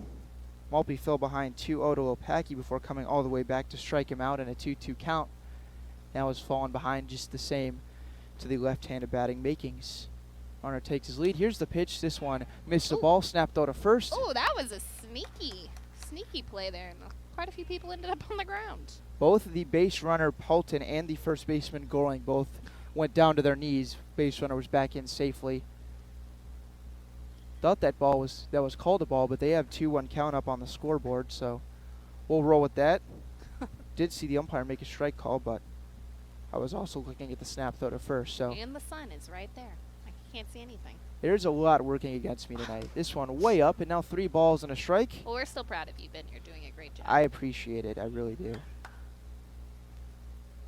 It's better now than it was about an hour ago at this time when we got underway. It's getting close. So 3-1 pitch now to Makings. Maltby delivers, misses low, and a 1-out walk moves the runner up into scoring position. First and second now for the Bombers. So Makings with the walk, Polton single to get this inning underway. Those 2 base runners have reached. One good thing, because most of these stadiums, the bullpens are so far away. When they have someone warming up, we have a great view. I can tell you right who it is. Yep. We will be able to tell right away. When Joplin, it's way out down the right field line, and I'm like, I know it's a single-digit number. I can see a boy out there. That's so about I know all I it's can gonna tell be a you. boy. Runners at first and second. Maltby back to work. This one misses up high. So now 1 ball and no strike to Scheit. Scheit walked with 2 outs in the second inning, but did not leave first base. RBI opportunity for the Bombers for the 3rd straight inning. They have yet to cash in. Still a 0 on their end of the scoreboard. This one swung on and missed. Scheit swung over the top of that one as it bent out of the zone. It's now even at 1-1. Polton off at second. Makings at first base. Renegades don't hold them on. Gorling looking to be playing about even with the runner off of first base. It looks like they're hanging out again. He's making some friends out there. Here's the 1-1 up and in, and that got him in the back, and that's going to load the bases. Uh-oh. Only 1 out. So now Maltby in a little bit of trouble here as he's reached this 4th inning. Joe's going to walk the ball out. Looks like the infield's going to come in and have a little chit-chat with Coach Bexton. Coming to the mound, too. On the hit by pitch, Polton moved up to 3rd, Makings to 2nd. As Scheit was just hit by a pitch, so he's now officially 0 for 0, but he's reached both times on a walk and a hit by pitch. It's not a bad record. No, not at all. I mean, he's helping the on-base percentage, that's for sure. Renegades now having a pitch with really the first threat for the Bombers. They have had a couple times with the runner on second, but this is the first time in the ballgame and runner has made it to 3rd. And the bases loaded with only 1 out. There could be a lot that happens here. Who's that? Is that Duffin? This is Cade Shupp. Duffin is at second base, walked. Okay. So Shupp bats here. He came up with first and second, 2 outs in the second. That's how you say his last name. Cade Shupp. Yeah, PA announcer was very adamant on it, getting the ooh part of that last name. So Shupp now bats, base is loaded, 1 out. They're just a ground ball from getting out of this, I'll say that. So left-handed batting center fielder, 0 for 1. Here's the pitch. This one started to swing, but it's a called strike. Sounds like the Renegades fans in the crowd liked that one all. Well, we got a good 10 of us or so out here today. Not too far of a road trip. Only about an hour and a half from Jefferson City. Wasn't too bad. 0-1 now from Maltby to Shupp. This one misses low and away, so now we're even 1-1. Good stop back there by Joe. Renegades don't bring the infield in with the bases loaded. Makes a lot of sense considering they're up by 6. But it's a good cushion to have. They're at double play depth, looking to turn it and get out of this one. Maltby in a 1-1 count. Faces Shupp before we'll go back to the top. This one in there, a called strikes. Now he's a strike away from out number 2. Shupp saw just 1 pitch in that first at bat. He popped up to the 3rd baseman, Nolan Drill, in foul territory. And now a much bigger opportunity with the bases loaded here, but he's behind 1 and 2. I think we're going to talk about how big the foul territory is out They've here. got a lot of room to run. Intense. 1-2, swung, grounded in the hole. That's getting into left field for a hit. 1 run scores.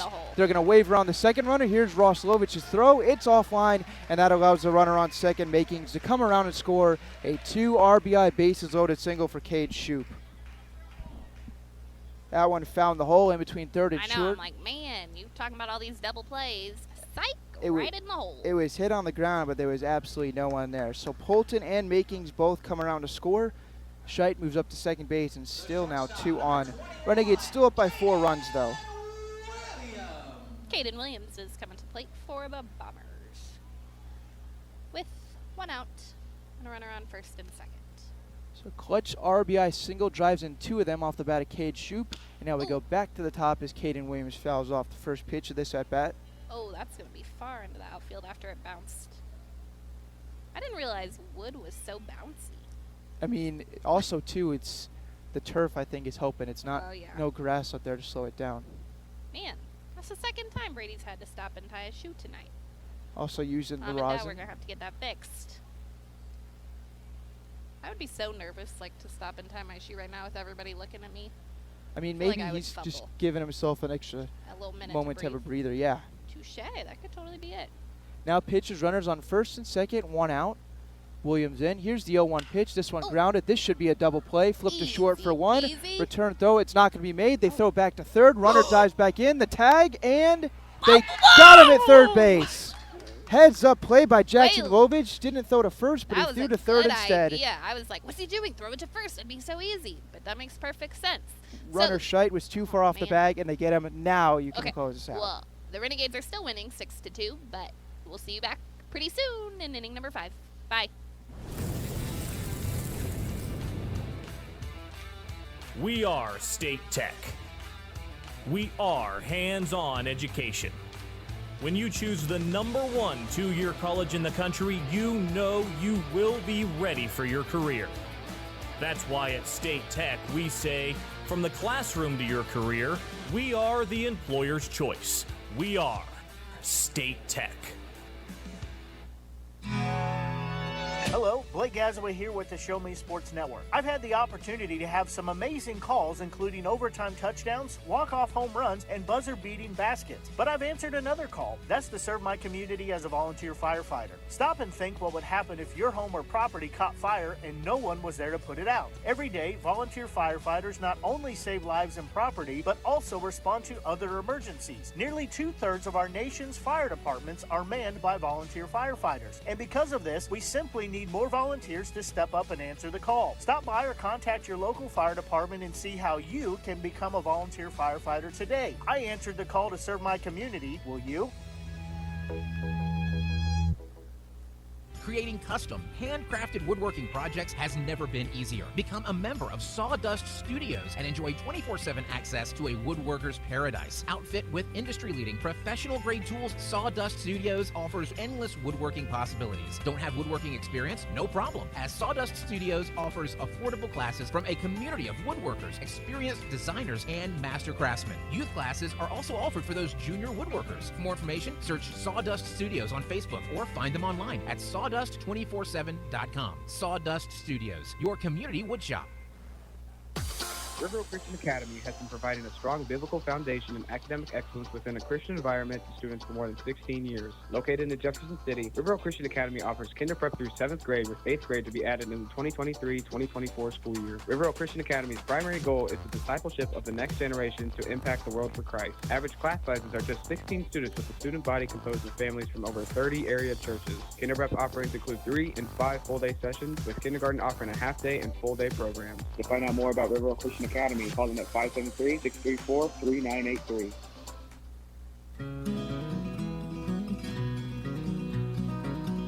Matashek now in there to lead off this top of the 5th inning. Fouls the first pitch off behind 0-1.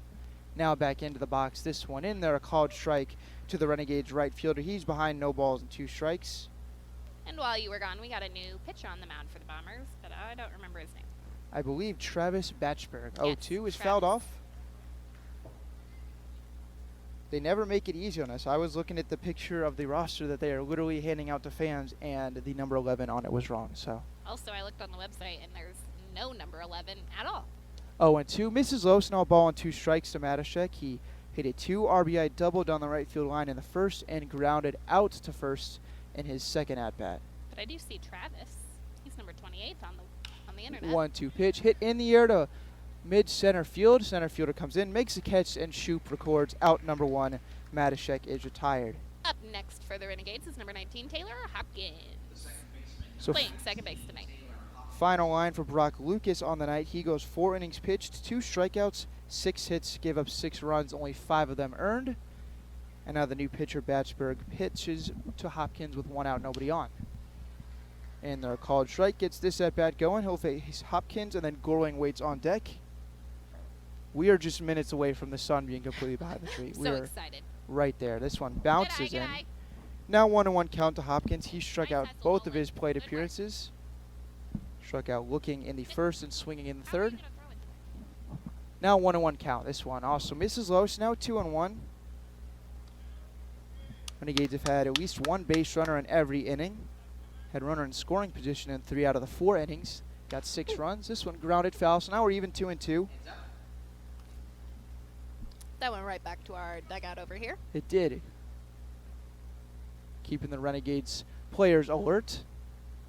So now 2-2 to Hopkins. He bats with no one on, 1 out. This one grounded foul on the third base line. Hopkins did not appear in the game last night. Gets to start this evening in the number 6 spot. He's 0 for 2 so far. This inning began with a Jack Matishek fly out to center against the new pitcher, Travis Batchberg. Here's the 2-2. This one called strike 3, and down goes Hopkins looking.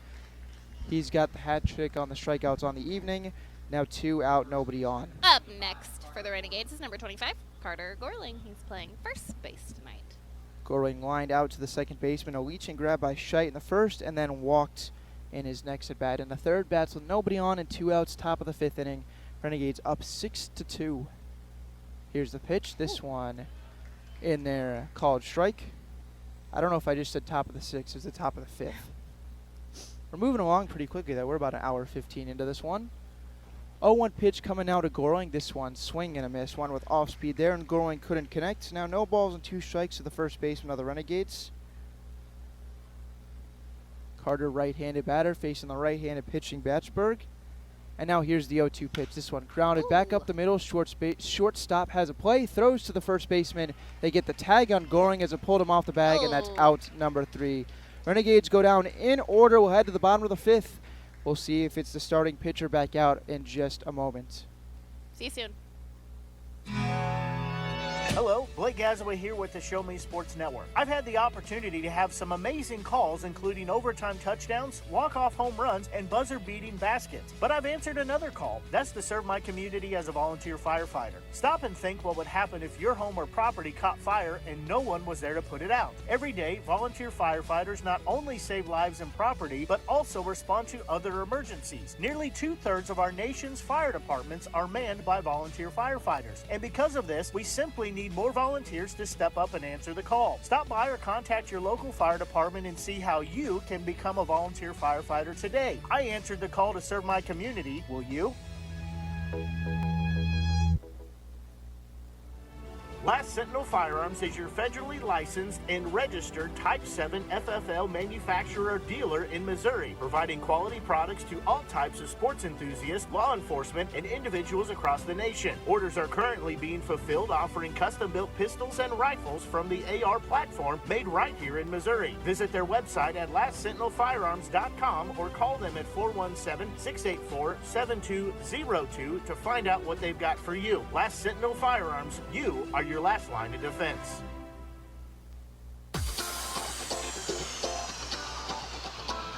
Alrighty, Renegades fans, we are back in the bottom of the 5th inning where the Renegades are still leading 6-2 against the Sedalia Bombers here at Liberty Park Stadium.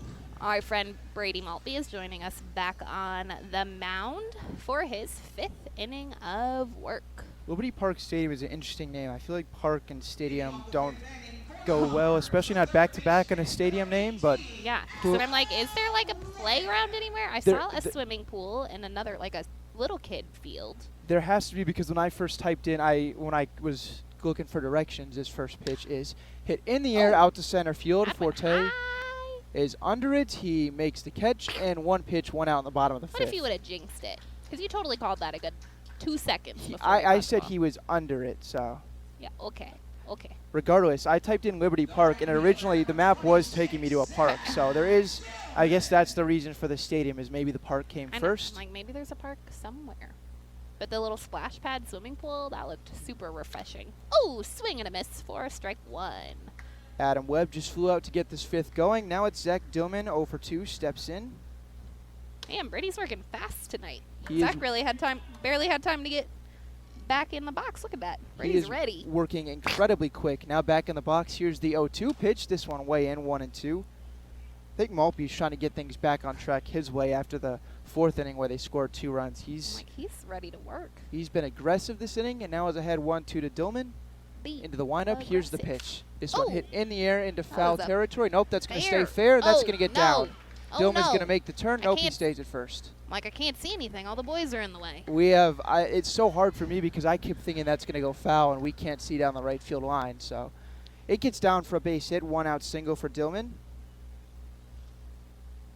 Dillman took a wide turnaround first, thought he was going to try and head to second base, but he slammed on the brakes and stayed put. So Maltby allows his 5th hit of the evening. It's a 1-out single to Zach Dillman. That'll bring up Braden McGinnis, also 0 for 2 on the night. Bats with a runner on first, 1 out. Renegades up 6-2 thanks to 2 RBI double by Matashek, a 3-run homer by Scoreboard's really throwing Lovich. me off. They've been behind feel on a bad couple anymore. counts.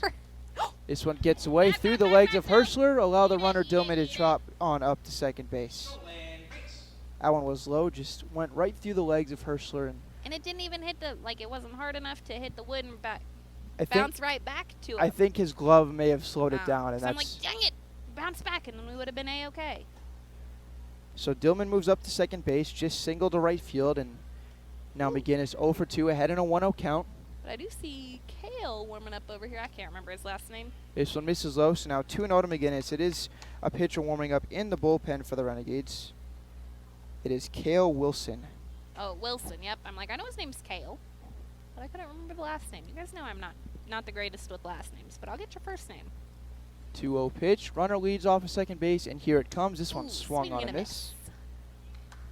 I have to say, I love the bleach blonde, I guess, mullet that he's rocking in the bullpen.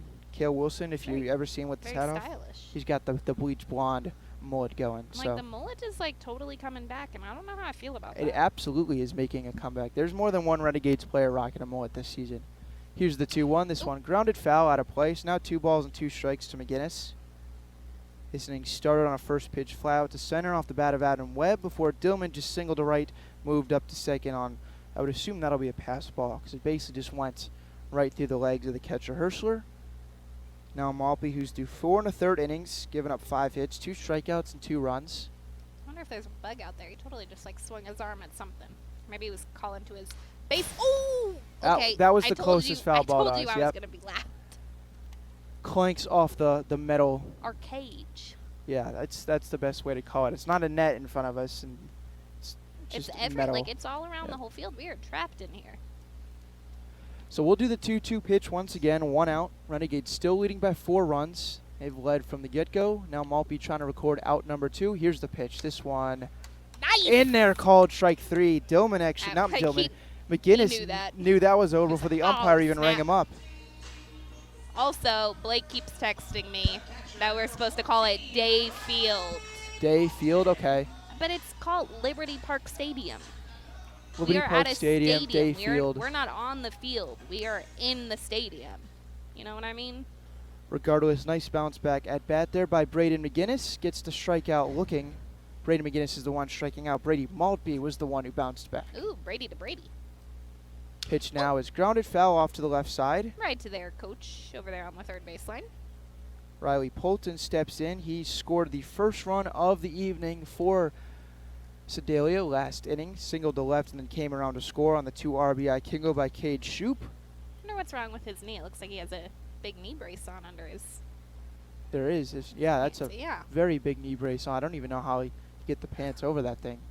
This one, it just misses. So 1 ball, 1 strike to Polton.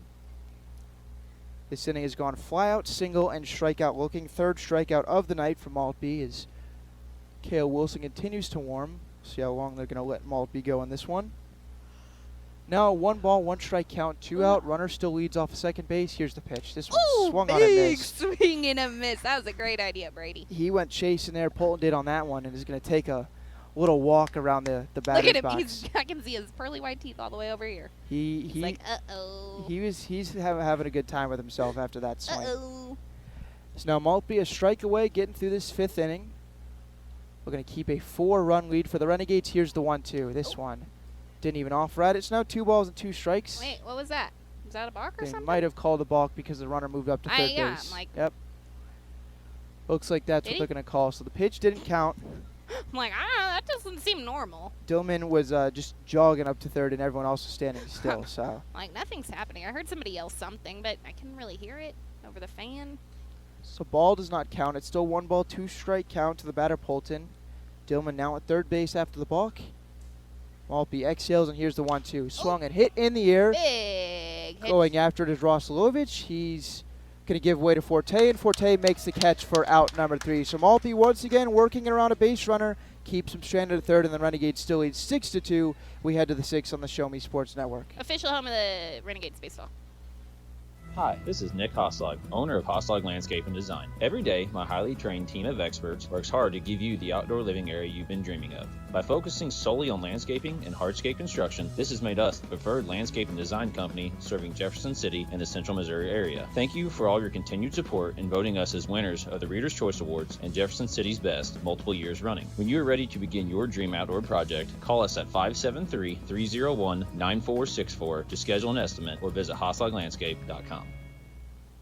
Since 2018, Han Custom Laser Engraving LLC has been specializing in all things custom, using large format, high-powered lasers with some of the most advanced technologies on the market. Anything can become a canvas. This state-of-the-art system makes quick work of custom engraving on cups, glass, tile, wood, acrylic, metal, headstones with endless possibilities. They also offer custom one-of-a-kind signs that are sure to make your design stand out. Find them on Facebook at Han Custom Laser Engraving or call 573-489-8732 to find out more. Han Custom Laser Engraving LLC, a veteran-owned business. The following public service announcement is brought to you by the Eddie Gaedel Society, Jefferson City Chapter 10, doing little things to make a big difference. Want to make a big difference in your community? Be kind to others, drive safely, and put litter in its proper place. Join us in celebrating Eddie Gaedel's historic Major League appearance as a member of the St. Louis Browns by doing something nice for someone today. Take a walk, Eddie. MoX Dock and Norm Direct is back better than ever. Much more than your #1 ground shuttle transportation service to St. Louis Airport. Yes! MoX Dock and Norm Direct is Mid-Missouri's leader in premier group travel. Sporting events, concerts, wedding receptions, the lake, winery trips, Branson, plaza shopping, reunions, pub crawls. Group sizes from 1 to 100 or beyond. We do it all. Remember, we want you to ride MoX Dock and Norm Direct. When things come out of left field, having a game plan matters. Farmers Insurance has over 90 years of experience helping people play through every stage of the game. We've seen almost everything, so we know how to cover almost anything. Talk to Farmers Agent Christopher Scott at 573-896-0131 to see how I can help you stay in the game. That's Christopher Scott at 573-896-0131. We are farmers. Bum, ba-dum, bum, bum, bum, bum. Underwritten by Farmers Truck Fire Insurance Exchanges and Affiliates. Products not available in every state.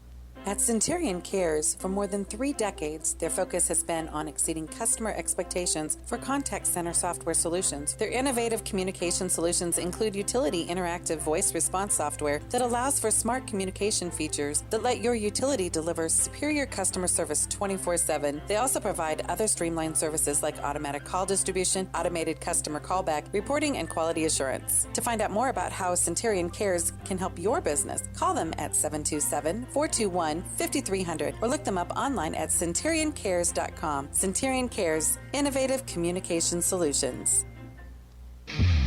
Alrighty, fans, we are coming back for the top of the 6th inning. We had a long game, so we're a little bit behind. We are now up to a 1-1 count for the batter, Nolan Drill. Yeah, we had a dizzy bat race all around the bases. Yeah, was there a dizzy person at every game, at every Drill base? singles into left field to begin this inning, his first hit of the ball game, and yes, there was at every single base. Another long So game. it was. They've had some long in between inning games, and it halted the warm-up pitches and just threw the whole timing off. Regardless, nice leadoff at bat to start this inning. Nolan Drill singles into left field, and the Renegades have a leadoff base runner in the 6th. And now our friend Joe Hirschler is up to bat for the Renegades. And the sun is finally gone. It is finally cooled off here at Day Field. This one misses inside. Now 1-0 to Hirschler.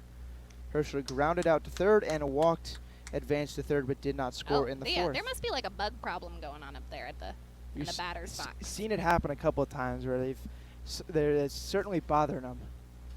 But at least they're not as bad as they are at home, where you can see them, like the whole swarm. That was called strike. So now 1-1 to Hirschler. Drill just began this inning with a single to left field. He now leads off at first. McGinnis does hold him on. Oh. Here's the pitch. This one misses low and away. Sorry, these benches are a little sketch. It's every time I move, I'm like, oh crap, I'm gonna fall. Not a great combination too with sweat because it is peeling off and sticking. So that's a lot of fun. Here's the 2-1. Check yourself before you get in the car. You don't want any green paint coming home with you. It's now 3-1 to Hirschler, facing Batchberg for the second inning. A ball away from getting first and second with nobody out. Drill off of first. Here's the 3-1. This one. Swing in a tip. I was going to say, I was hoping you'd say miss, so then I could say no, he actually fouled it into the glove, but you were on it. A little ting. Except it didn't ting since we have wood bats, not metal bats. It's now 3 balls, 2 strikes. Hirschler to look to continue to keep this top of the 6 going. Here's the pitch. Ooh. This one grounded out to shortstop. He steps on the bag for one. Field. He actually flipped, and they're going to say the runner's safe at second. At first and second. Oh, Coach Boomer did not agree with that. I don't even know what happened there because I thought the shortstop Williams had stepped on second, but apparently he was behind the bag and then I think he might have been a little farther away than we thought. Then tried to flip to the second baseman, Scheid, and they say that Drill was able to beat it to the bag, and so now both runners reach. This cage is really struggling with my perception, my depth. Well, it just totally looked like the shortstop had stepped on the bag, but he had not, and then flipped to the second baseman, and Drill beats it out. And now both umpires are now having a conversation, and the call stands that we now have no outs, runners at first and second with Adonis Forte up to bat. For the time being, they ruled that one a hit, but now they add an error to the scoreboard, so I don't really know what the ruling is. Renegades had 6 hits coming into this inning. They now got them for 7, but they also add an error to the scoreboard. So no one. Drill moves up to second on the air. Hirschler is able to reach at first, and now 2 on, no out for Forte. Here's the pitch. This one low and away, and that gets by to allow both runners to advance. Man, they were pretty fast, too. Both Joe and Hirschler were... Joe and Hirschler? Drill and Hirschler. Okay. Because I'm like, wait, you don't call them by their first names. That's a me thing. Joe Hirschler made it up to second base on the wild pitch. He's now second and third with nobody out. Forte RBI opportunity. Renegades up 6-2. Here's the pitch. This one low. Now 2-0 to Forte. I don't think there is anyone warming, but we don't have a very good view. Yeah. Now all those Little League coaches are standing back there, so I can't. 2-0 pitch. Forte flies it into foul territory. Third baseman going after it. Does he have a play? He can't make the catch. It goes off his glove. That was a good try, though. Webb made a running attempt at it. A for effort. With all the foul territory, had a play on it, but he overran it by about a step, and it went off his glove and allows the at-bat for Forte to continue. It's now 2-1 count on Forte. Bats in the top of the 6th inning. 2 on, no out, thanks to a single and a fielder's choice error. Now we have somebody else in the bullpen. This one low, and now 3 balls and a strike to Forte. Who's that, number 23? I will have you in just a second. I'm going to say it's Brennan. Brennan Perkins? 23 is Brennan Perkins, correct. 3-1 pitch to Forte. This one a called strike on the inside corner. It's now a full count to the Jefferson City leadoff hitter. Forte scored a run in both the first and the second. He is 3 for 3. Oh, well, let's keep that going then. 3-2 pitch is fouled off and will stay right here. It's going to come back in. Hit like the little vent system on top of the... You are right. Yeah, no, now that I look up there. That one I thought... I don't know what that There is one ball I see stuck up there in the drain. So someone will have to get out the ladder and get up there to get it. Here's the 3-2 to Forte. This one grounded in the hole. That's going to get into right field. 1 run in. They wave around the second order. The throw to the plate, and they're going to send Joe Hirschler back to second. Good idea, Joe. So 1 run scores. Hirschler was halfway to the plate before slamming on the brakes. He heads back to third, and Forte alertly moved up to second base. Probably was a good decision. Catchers ain't that fast, so...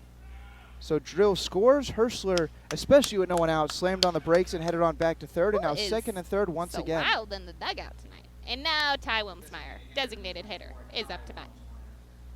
Forte delivers the RBI single, moves up to second base on the throw, and Wilmsmeyer steps in with Renegades already up by 5 and runners on second and third.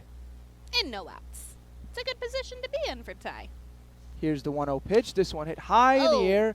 Hello. Third baseman going out. Shortstop also going out. Who wants it? Oh, my goodness. Oh, my And God. diving play. Shortstop makes the catch, but that's going to allow Herschel to come in and score. Fantastic diving grab by Williams, but he's still on the ground out there. and they're going to say that Herschel left the bag early and rule him out. They threw back behind Herschel at third, and umpire said that he left third base early. So that actually turns into a double play. No run comes in to score for the Renegades, and now the manager's out to talk about it, and they say that he left third base early and did not tag up on the play. That ball was popped up. The shortstop Williams went out and made a diving grab. And when he made the catch, it looked like Herschler then came in to score, but they ruled that he left the bag too early. Interesting. That turns into a double play for the Renegades. And now I want to watch how this guy gets the run off the board. Because I don't see that being a thing. Forte swipes third base on the pitch. They did score 1 run. Joe came in to score on the, So he on already the took hit it off? before. I just don't Or think did he they? ever Okay. put it on. Because I'm like, shoot, I want to learn that. Just in case that ever happens at home.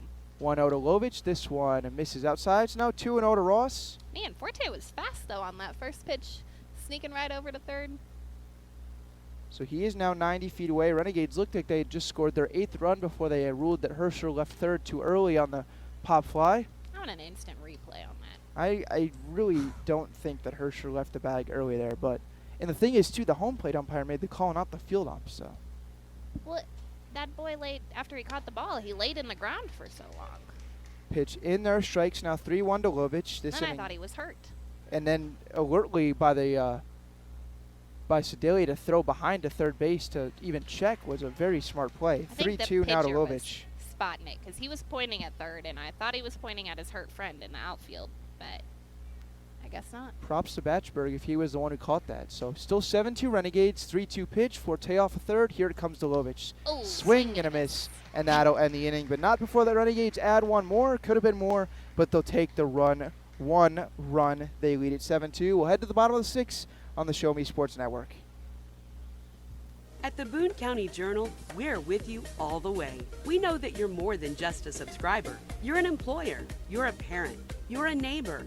Most importantly, you're a community member. It's our goal to provide you with the latest news, sports, opinions, obituaries, classifieds, and more to keep you informed about your community. To find out more about the Boone County Journal or to subscribe, call 573-657-2334 or visit bocojoe.com. The Boone County Journal. We're with you all the way. Running out of some of your favorite Avon products and haven't seen an Avon brochure in quite some time? No need to worry. Avon Independent Sales Representative Michelle Carty can help with your Skin So Soft makeup, jewelry, fragrance, and skincare needs. Avon now carries cleaning supplies, clothing, daily essentials, and several small LG electronic items. You now have the opportunity to shop online 24/7 and have your order shipped directly to your front door by shopping with Michelle at mcarty.avonrepresentative.com or find her on Facebook by searching Avon Carty. Bottom of the 6th inning now. Renegades up 7-2. They have had the lead almost the entire ball game, really the entire ball game. Put up 3 in the first, 3 in the second. Added one more just an inning ago. Had 1 run taken off the board when they ruled that catcher Herschler left third base too early on a tag-up attempt. So don't know about that call, but nothing the Renegades can do about it. So now we head to the bottom of the 6th. Brady Maltby still on the mound for the Renegades, looking to get through 6 strong innings. Also, I got a fun fact for you, friends. After we get Hunter Lepecki up here batting, I'll hit you with my fun fact. Lepecki bats DH tonight. He is 0 for 2 with a fly out and a strikeout. Does he sometimes catch? Yes, correct. Pitch is up high, a ball. Okay, so my fun fact that I got hit with is the Bombers pitcher. What's his name? Tyler? Travis Batchberg. This one is grounded weakly. Maltby off the mound. He's got the ground ball, flipped to first, and that is out, number 1, and nicely done by Maltby, out for his 6th inning of work. Gets a little packety ground out weakly back to the pitcher. Man, I keep getting distracted. Duffin Makings is up for the Bombers. Am I right? Correct. I'm so good at this. Okay, but Brady and our opposing pitcher actually go to college together. So they're pretty good teammates. There's some fun storylines in this matchup. First time Renegades have had to travel to this ballpark. But we've played Sedalia a lot of times. This is the fourth time. Renegades are 0-3 against Sedalia, but they're looking good so far tonight. Malpe's pitch to Makings is outside, so now 1 ball, no strikes. This inning began with a Lopacki ground out back to the pitcher. Makings now in with no one on, 1 out. Scheidt waits on deck. Here's Malpe's 1-0. This one also outside, 2-0 now. I do like, though, that the summer ball gives some of the players an opportunity to play against their teammates, like Mizzou versus Mizzou out here.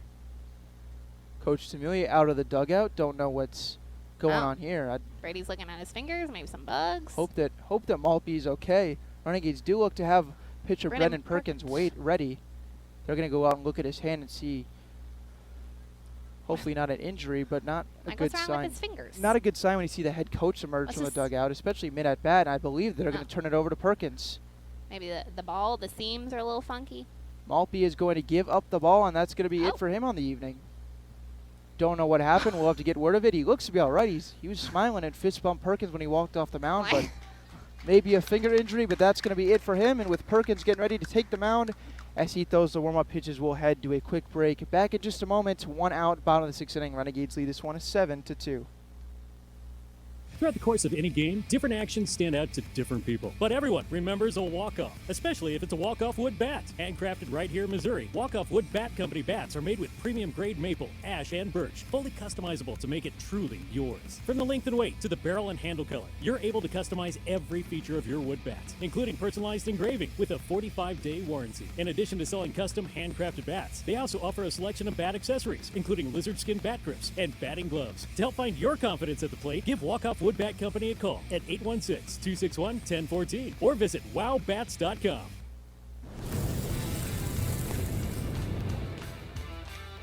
We are State Tech. We are hands-on education. When you choose the #1 2-year college in the country, you know you will be ready for your career. That's why at State Tech we say, from the classroom to your career, we are the employer's choice. We are State Tech.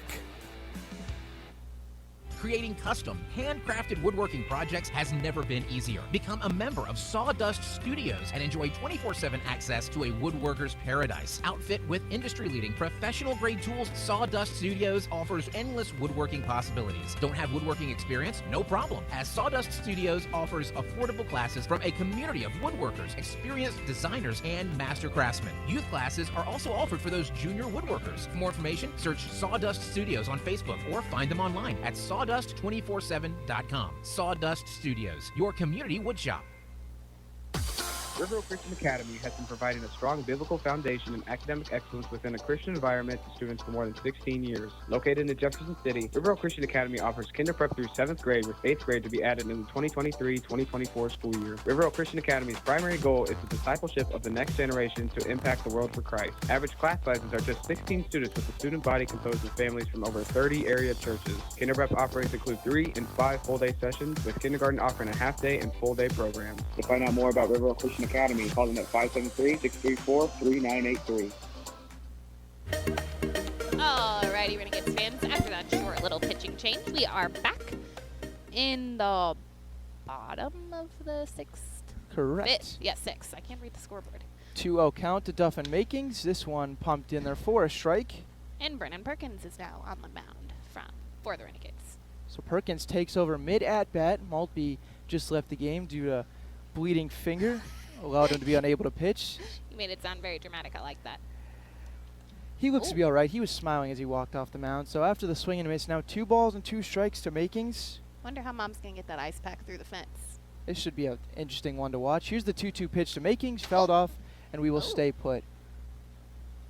Yeah, the door in between Mom and pitcher Maltby is locked. And because we're trapped in a cage. The fans are in a cage. I don't know if there's any way to get that maybe to him. on the side.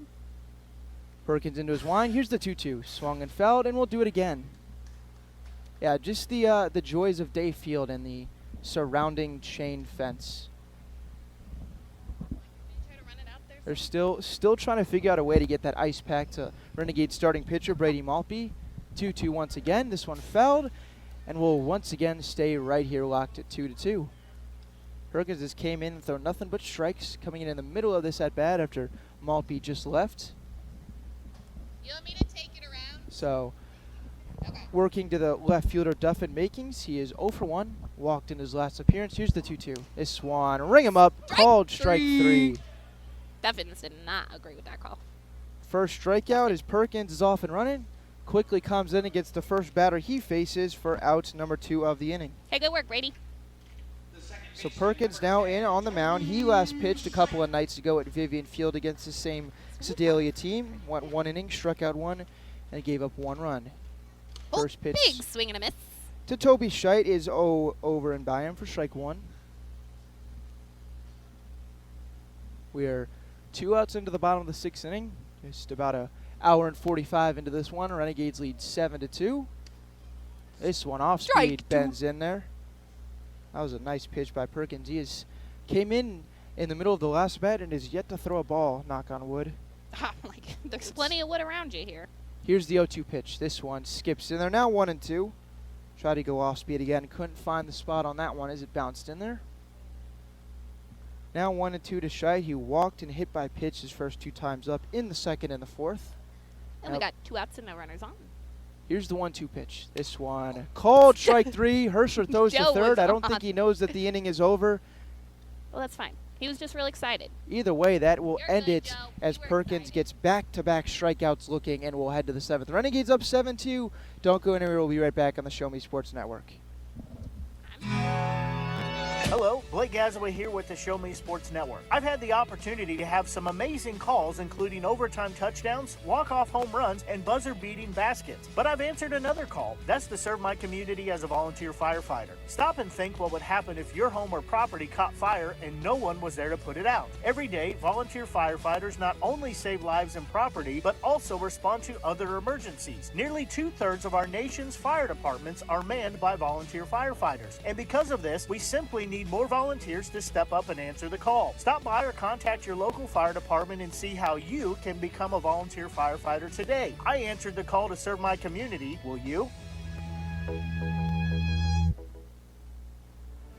Last Sentinel Firearms is your federally licensed and registered Type 7 FFL manufacturer dealer in Missouri, providing quality products to all types of sports enthusiasts, law enforcement, and individuals across the nation. Orders are currently being fulfilled, offering custom-built pistols and rifles from the AR platform made right here in Missouri. Visit their website at lastsentinelfirearms.com or call them at 417-684-7202 to find out what they've got for you. Last Sentinel Firearms, you are your last line of defense.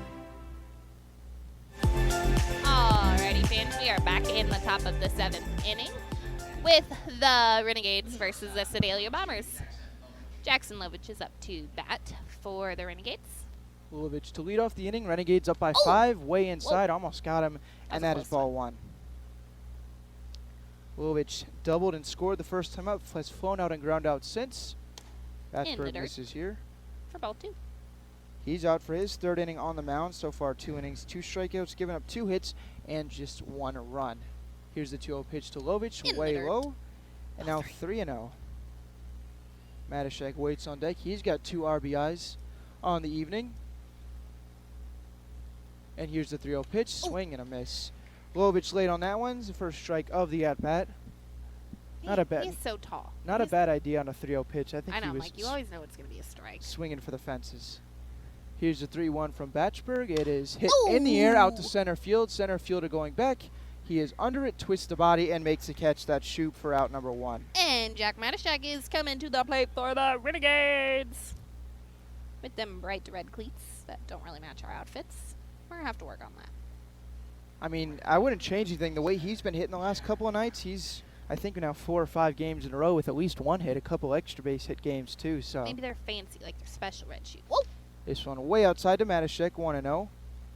Doubled home 2 runs, scoring Ross and Jackson Lovich in the 1st inning. Looks like we have Hunter Sherman in the on deck circle. This one misses low, now 2-0. If Sherman is the one to hit, he'd be replacing Taylor Hopkins. Would be, assume a straight switch at second. This one hit in the air, out towards right. Couple guys going out after it. Second baseman looks to make the catch. Very dramatic with their catches. He caught it and fell on the ground and rolled around in a circle. Scheidt makes the grab. You're right. They've had a couple of those out in shallow outfield where it's been pretty, like you said, dramatic. But regardless, he makes the catch for out number 2. And now Hunter Sherman is up to bat for the Renegades. So Sherman replacing Taylor Hopkins.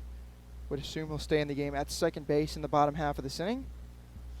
Nobody on, 2 out for the Renegades in this top half of the 7th. Do Hunter and Jack go to college together? Do you have that information? This one a ball. I will check on that. Because he's got like the red arm guard and leg guard. Jefferson College. They both go to Jeff. Yep. This one misses now 2-0. Yep, both go to Jefferson College. They must be a red school. Colby Otts, Braden Boyer, Joe Herschler all also go to Jefferson College. Here's the 2-0. This one in there, called strike. Yeah, there's a bunch of Jefferson College on this roster. Cale Wilson as well. I believe that brings the total up to 5. Okay. 6 Renegades go to Jefferson College. Ooh. This one. He framed that hard behind the plate, but it was a ball. So 3-1 to the pinch hitting Hunter Sherman, his first at-bat of the night. Bats with nobody on and 2 out. Renegades up 7-2. Pitch is way up and in, ball 4, and Sherman has reached base to get his night going. And pitch gets away, so he'll hustle down to first, but he will stay right there. Coming up for the Renegades is Carter Gorley, playing first base tonight for us. So Sherman a 2-out base runner. Renegades have had a base runner in every inning but one. That was the 5th. First inning that Batchberg came on to pitch. So now Gorling hits. Gorling steps in 0 for 2, did walk in the 3rd. Batchberg sets, and here's the pitch to Gorling. This one ripped down the left field line. Will it stay fair? It is not. Man, that was a hard hit. Just a little too foul. That ball gets down. That's certainly extra bases. Don't know if Sherman would have scored from first, but at the very least, it'd be second, third, 2 out. But it's foul, so we'll stay right in the batter's box at 0-1. Gorling once again sporting the stirrups. He's been wearing those all season. One of the couple of Renegades that are rocking the stirrups. Rocking. Oh, he's rocking the stirrups all right. Okay. Here's the 0-1. Runner goes, grounded weakly. Oh First baseman in to get it. He's going to feed to the covering pitcher, and Batchberg steps on the bag for out number 3. So Gorling grounds out. And the Renegades scored 0 runs, but we are still winning 7-2. We'll see you soon. Hi, this is Nick Hoslag, owner of Hoslag Landscape and Design. Every day, my highly trained team of experts works hard to give you the outdoor living area you've been dreaming of. By focusing solely on landscaping and hardscape construction, this has made us the preferred landscape and design company serving Jefferson City and the central Missouri area. Thank you for all your continued support in voting us as winners of the Reader's Choice Awards and Jefferson City's Best multiple years running. When you are ready to begin your dream outdoor project, call us at 573-301-9464 to schedule an estimate or visit hoslaglandscape.com. Since 2018, Han Custom Laser Engraving LLC has been specializing in all things custom, using large format, high-powered lasers with some of the most advanced technologies on the market. Anything can become a canvas. This state-of-the-art system makes quick work of custom engraving on cups, glass, tile, wood, acrylic, metal, headstones with endless possibilities. They also offer custom one-of-a-kind signs that are sure to make your design stand out. Find them on Facebook at Han Custom Laser Engraving or call 573-489-8732 to find out more. Han Custom Laser Engraving LLC, a veteran-owned business. Brady Maltby gave way to Brennan Perkins last inning, and Perkins is back out for the 7th inning. He came in with 1 out and nobody on in the bottom of the 6th inning, and then proceeded to strike out both batters that he faced, both looking, and now will head back out looking to get through his 2nd inning, this one at the bottom of the 7th. The Renegades are still leading 7-2. Just saying. Final line for Brady Maltby. He went 5 1/3, 3 strikeouts, gave up 5 hits and just 2 runs. Perkins has since faced 2 batters and struck them both out. Misses ball 1 here to Caden Williams. Actually, no, it is the number 9 hitter, Cade Shoup. Then it'll be Caden Williams who waits on deck. So 1-0 to Shoup. He is 1 for 2. I think you should say his last name like he does. That would take a lot out of me, and I think would probably also get a couple pitches in while we're holding that ooh. So 1-1 after the foul ball to Shoop, popped out to third, and then had a 2 RBI single, drove in the only 2 Bombers runs his last time up.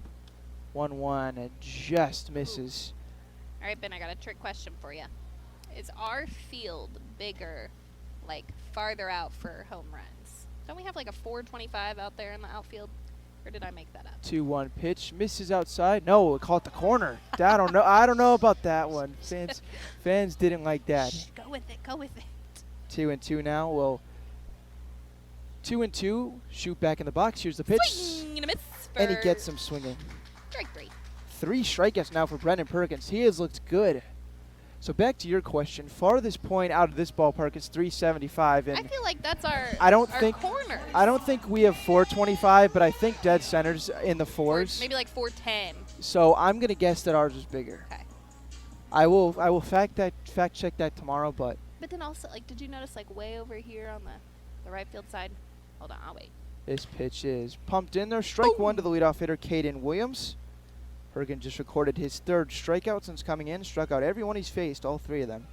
Like, this field is not even, like, right It behind. is not a straight, like, round in the outfield. Yeah, like third base out there in the outfield is like a 310, but over here on first, it's 290.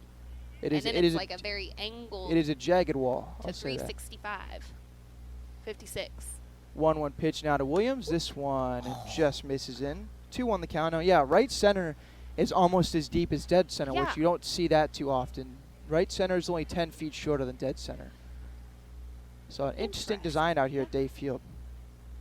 Perkins now behind 2-1. Here's the pitch to Caden Williams. This one popped up.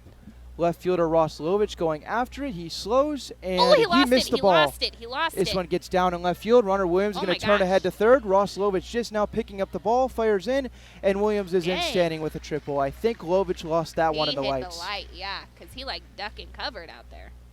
That one, when that ball landed, it was almost on the warning track, and Lovich was in shallow left field. So clearly never had a good look at that one, and that'll go as a 1-out triple for the leadoff hitter, Caden Williams. So after Perkins struck out the first batter, Williams a little bit unlucky for Perkins, as goes as a triple on his line, but now face Adam Webb. Strike 1 to Webb. That is the 6th hit of the ball game, the triple for the Bombers. But he was fast coming around the bases. He was. I thought for a second they might try and send him all the way because that ball just kept rolling out towards the wall. 0-1 is in there. 2. Uh-oh, the fans did not agree Don't with think that. they like that one either. And Herschler had to lunge at it a little bit, but they say it caught the outside corner, and we'll take it. So now 0-2, he's ahead of Webb. Pitches now with 1 out. Here it comes. This one way up. That was a good one. I heard it coming. This one missed, and some fan yelled, "Is that a strike?" when it was clearly way out of the zone. But I would get in trouble if I did that. So I'm gonna let them stick with the sass tonight. the 1-2 pitch from Perkins is ring him up. Strike 3 called. 2 outs now for the Renegades. Webb is sent packing. The 3rd strikeout looking delivered by Brendan Perkins. His 4th strikeout already. And now we have, hold on, Dillman. Zach Dillman's up to bat for the Bombers with a runner on 3rd and 2 outs. So Dillman, an RBI opportunity here. Here's Perkins' pitch. This one finds the zone. Strike 1. He is certainly getting the crowd into it. I'll tell him that. The sass is bringing me joy. I like that. Perkins now ahead. 0-1, looking to get this last out of the 7th. Here's the pitch. This one just misses right outside. I mean, I was getting ready to call it strike the way this inning's been going. I think the fans are much happier with that call. 1 out triple off the bat of Caden Williams before Webb just struck out. Now it'll be up to a 2-out hit. This one up and in for ball 2. Dillman looking to deliver that hit. He singled to right last time up, made it around to 3rd, but didn't come home to score. Renegades lead this one 7-2. They have led the entire way. But not done a lot of action since the 2nd inning up there. This one fouled off. That was the closest one to us so far. Fouled almost straight back. And now it's even 2 balls and 2 strikes. Thankful for this cage right now. Would be a great time for strikeout number 5 from Perkins and strand that runner Williams at 3rd base. 2 balls, 2 strikes, 2 outs, and a runner off a 3rd.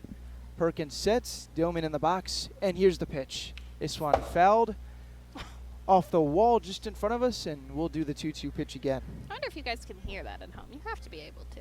It's pretty loud. It is almost directly in front of us. There's a wall below the cage, and that's where that ball hit. So Perkins will once again deliver the 2-2. Here it is. This one fouled out of play. Way over our head. Dillman continues to battle and stay alive in this at-bat.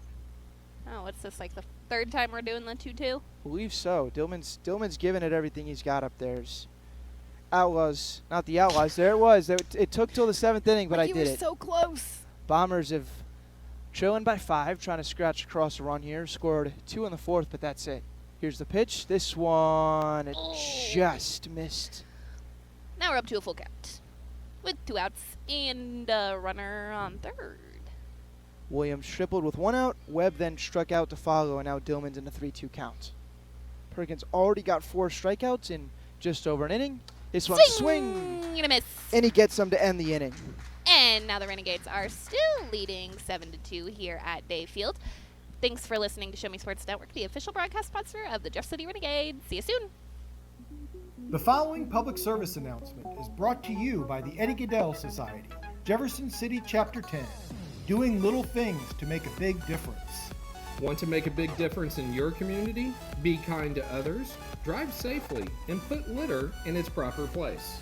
Join us in celebrating Eddie Gaedel's historic Major League appearance as a member of the St. Louis Browns by doing something nice for someone today. Take a walk, Eddie. MoX Dock and Norm Direct is back better than ever. Much more than your #1 ground shuttle transportation service to St. Louis Airport.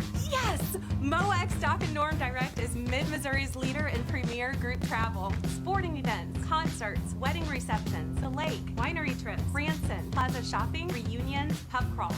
Group sizes from 1 to 100 or beyond. We do it all. Remember, we want you to ride MoX Dock and Norm Direct.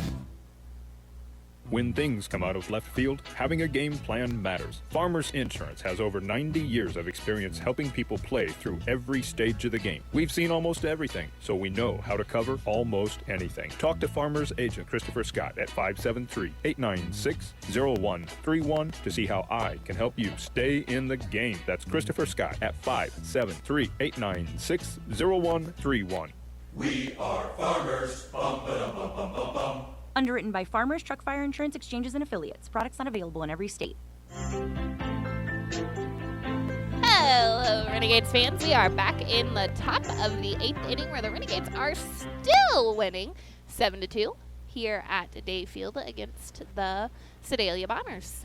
Travis Batsberg, who's pitched really well in relief, is trying to get through 4 innings for the Bombers. So far, he's gone that breeze. 3 innings, 2 strikeouts, giving up 2 hits, just 1 run allowed. He was on an RBI off the bat of Adonis Forte back in the 6th. So he has provided some much-needed relief after Brock Lucas went 4 innings, gave up 6 runs, 5 earned, and Batsberg has then really picked up the slack ever since. He'll look to do it again against Drill, Hirschler, and Forte.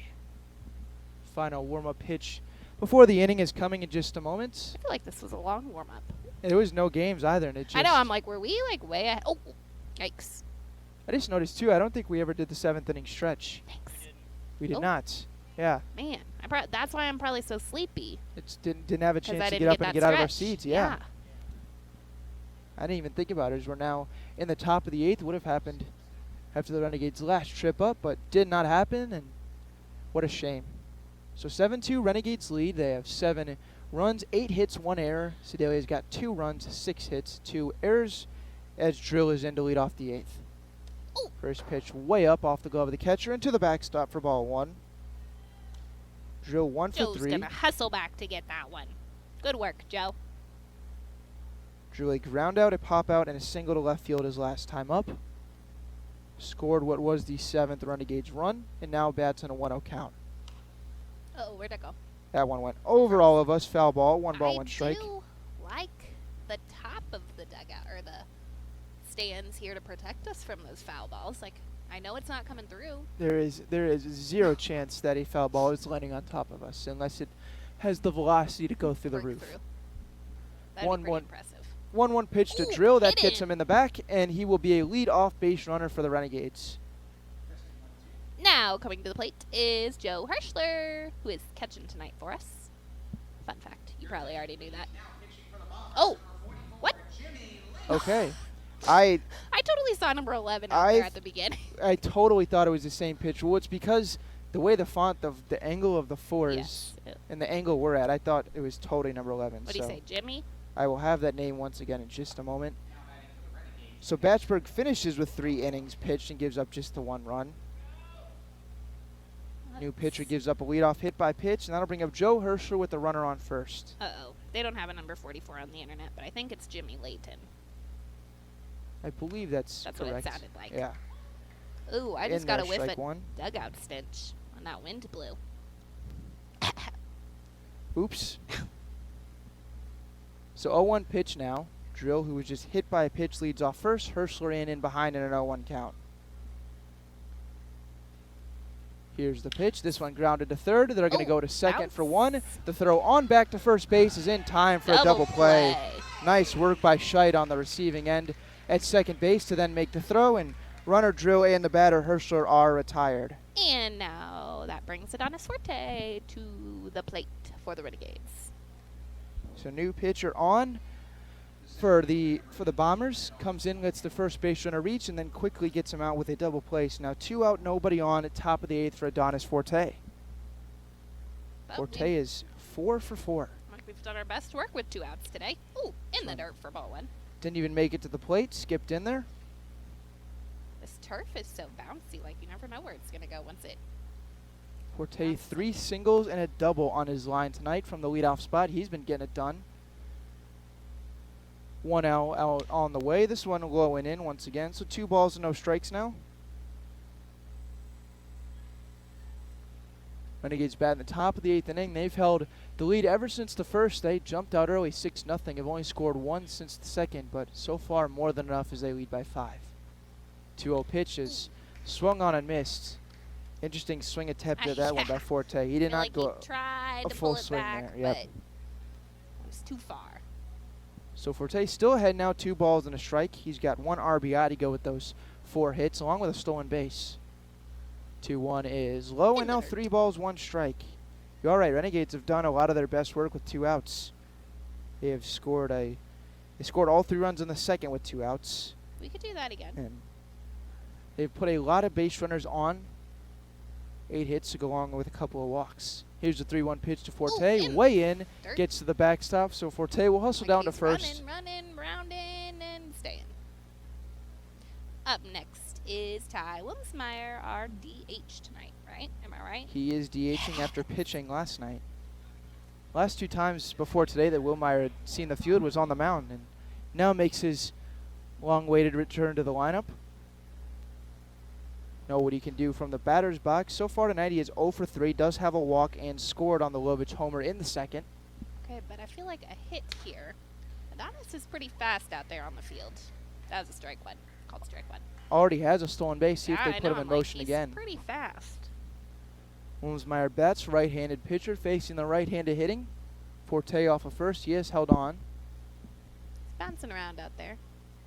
Forte is not going. Pitch is just inside. So now we're even at a ball and a strike. The way Forte was inching off the bag, I thought he was going to take off on that pitch, but did not. He stays put. First baseman McGinnis holds him on. 1 base runner for the Renegades. 2 outs, top of the 8th. Here's the pitch to Wilmsmeyer. In the dirt for ball 2. Wilmsmeyer now ahead in the count. Last 2 at-bats, he recorded an out on the first pitch. A little bit deeper at-bat here. Number 2 hitter in the order. He's been pretty much at the top of the lineup all year long for the Renegades. And now here's the 2-1. This one. Ooh, strike 2. That was right on the corner, but I can't complain a whole lot based on how the last inning went for the Renegades pitching. So now 2 balls, 2 strikes, and 2 outs. Renegades at the plate. Wilmsmeyer trying to continue a mini 2-out rally after Forte just walked. He's running. Here's the 2-2. Called strike 3 on Wilmsmeyer to end the inning. All right, Renegades are still winning 7-2 after scoring 0 runs that half inning, and we'll see you back at Show Me Sports Network, official broadcast sponsor of the Jefferson City Renegades. At Centurion Cares, for more than 3 decades, their focus has been on exceeding customer expectations for contact center software solutions. Their innovative communication solutions include utility interactive voice response software that allows for smart communication features that let your utility deliver superior customer service 24/7. They also provide other streamlined services like automatic call distribution, automated customer callback, reporting, and quality assurance. To find out more about how Centurion Cares can help your business, call them at 727-421-5300 or look them up online at centurioncares.com. Centurion Cares, innovative communication solutions. At the Boone County Journal, we're with you all the way. We know that you're more than just a subscriber. You're an employer, you're a parent, you're a neighbor. Most importantly, you're a community member. It's our goal to provide you with the latest news, sports, opinions, obituaries, classifieds, and more to keep you informed about your community. To find out more about the Boone County Journal or to subscribe, call 573-657-2334 or visit bocojoe.com. The Boone County Journal. We're with you all the way. Alrighty, fans, thanks for sticking with us through this game. We are back in the bottom of the 8th inning. Braden McGinnis is up 2-bat for the Bombers. Brennan Perkins is still on the mound for the Renegades. Renegades have got 6 outs to get and try and hold this 5-run lead. Ooh. Perkins' first pitch is going to come in and get McGinnis. He chucks the bat back towards the dugout, and that'll mean a lead-off base runner for the Bombers. So McGinnis is hit in the back, first time he reaches all night long from the cleanup spot. Uh-oh. Where's their next guy? They're still waiting on a hitter to come to the plate. Don't know who it is. Oh, there he is. Scheduled to be Riley Polton, the catcher. Maybe he was still getting his gear off. Is that? So it is Polton, sporting the knee brace on the right leg under the pants. Man, and to have his shin guards and that knee brace on, that has to be uncomfortable. Perkins so far, an inning and 2/3. He struck out 5 batters, allowed just 1 hit, no runs so far. He's been great in relief, and pumps in a strike here to Polton. I see some more action happening in the bullpen over there. Oh, it's Blue Glove. Oh no, I always forget his name. Back into the batter's box now is Polton, bats with a leadoff runner on first base. Ooh, foul ball right back behind us. Blue Glove, as Ashley referred to him, is Colin Shreves warming up for the Renegades. Oh, yes, I remember that. And he tried to convince me that his glove is green and it matches his school colors of Northwest Missouri State. But it's pretty teal. Pitch now on the way to Polton. It's fouled off, and we'll stay put here at no balls and 2 strikes.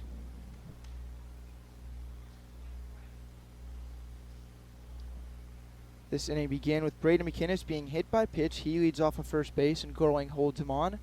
Renegades lead by 5 runs. They're up 7-2 in the bottom of the 8th inning. Also, did you hear what you get if you bring back a foul ball? This one outside, snap throw to first, and diving back in safely is McGinnis. Now a 1-2 count on Polton. No, I did not hear what you get if you bring back a foul ball. You get a free snow cone if you bring back a foul ball. That is a very good deal. The only thing is you have to leave the stadium to go get the foul ball. I don't even know how to get out of here. It's now 1 ball, 2 strike. Perkins still ahead, and here comes to Polton. This one fouled off. It looks like it's going to stay in play. Gorling after it. He's under it, and he makes the catch for out number 1. Gorling just a step or 2 in front of his own dugout, made the catch on the pop-out, and retires Polton for out number 1. And now that'll bring up Hunter Lopacki. I love how none of the boys in the dugout even moved. Yeah, you would have. I mean, maybe from their vantage point, they were pretty sure that it wasn't going to get close enough, but it was pretty close, though. It was only a step or 2 away. So now runner on first, 1 out. Here's Perkins' pitch. Oh, strike 1. At the knees. Good frame job back there, too, by Hirschler. Joe's been doing good work behind the plate back there. Lopacki in. He's 0 for 3 on the evening.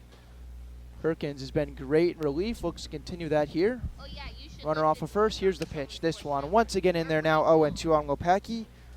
Perkins so far only 2 innings pitched, and he's got 5 strikeouts. Every out that he has recorded so far has been via the strikeout up until that pop out.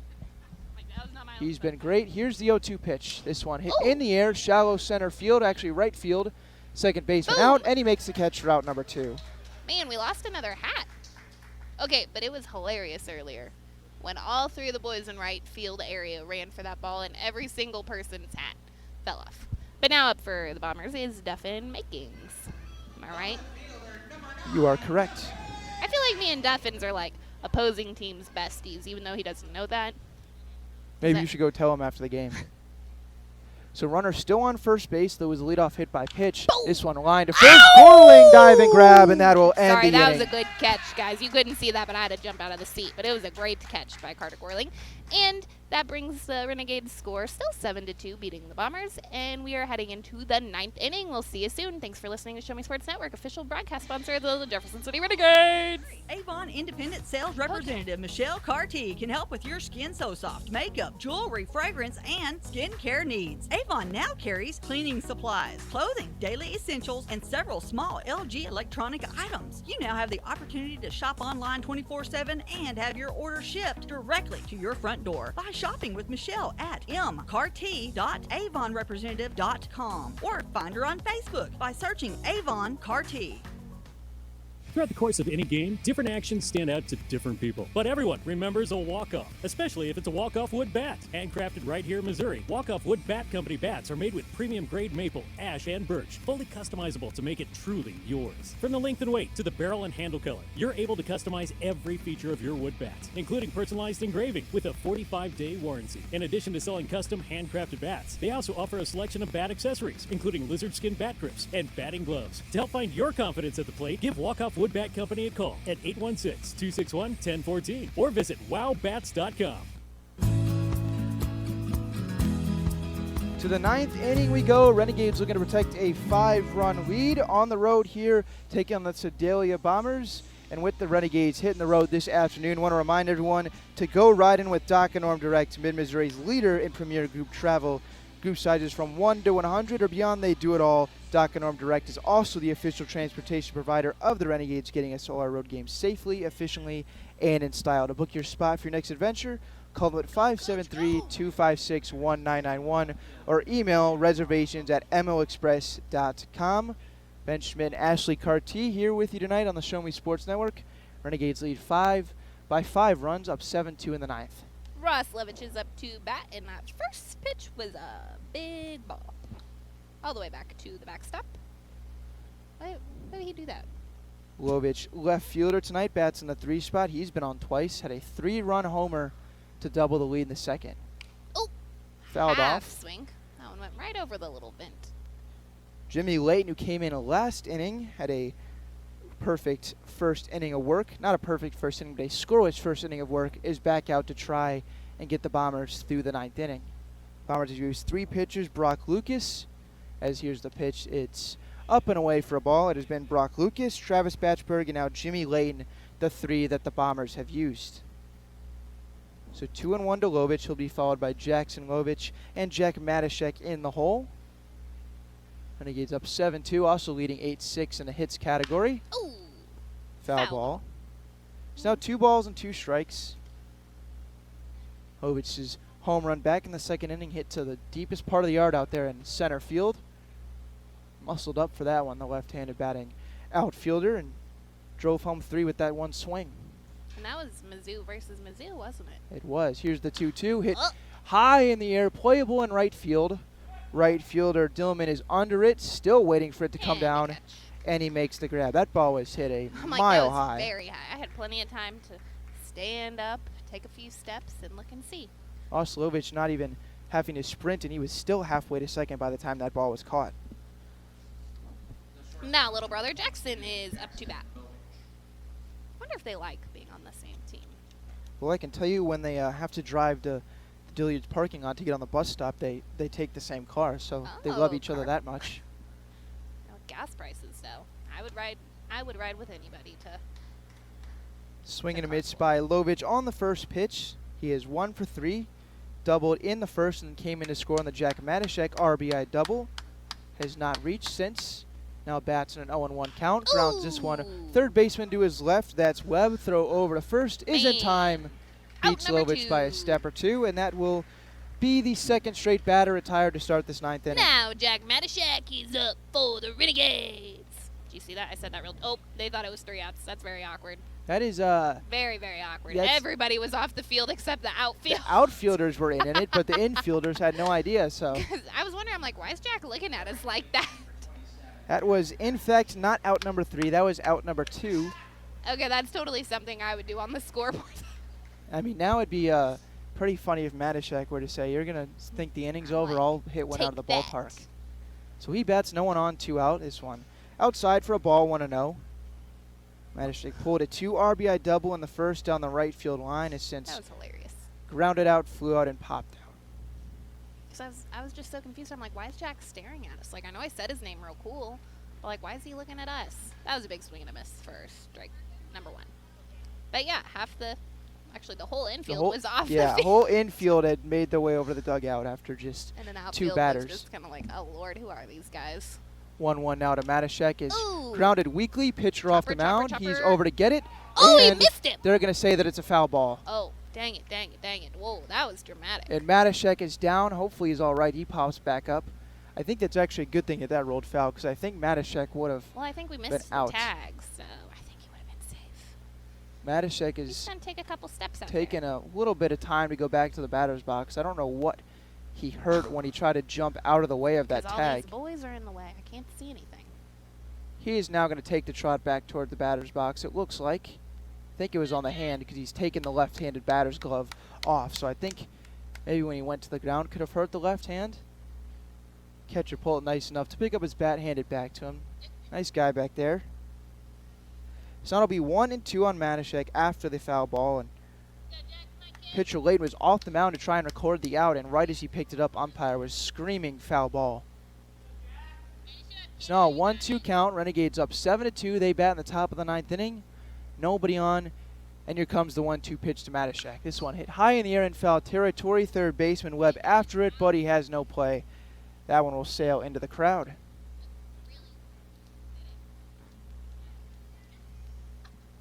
So we'll do the 1-2 pitch once again. Matashek will step back into the box.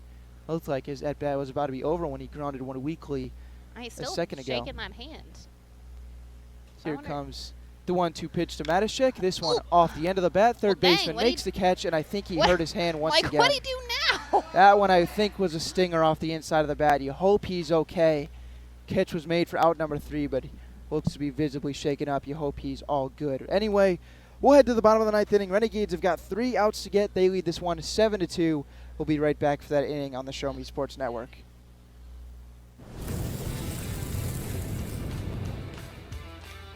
We are State Tech. We are hands-on education.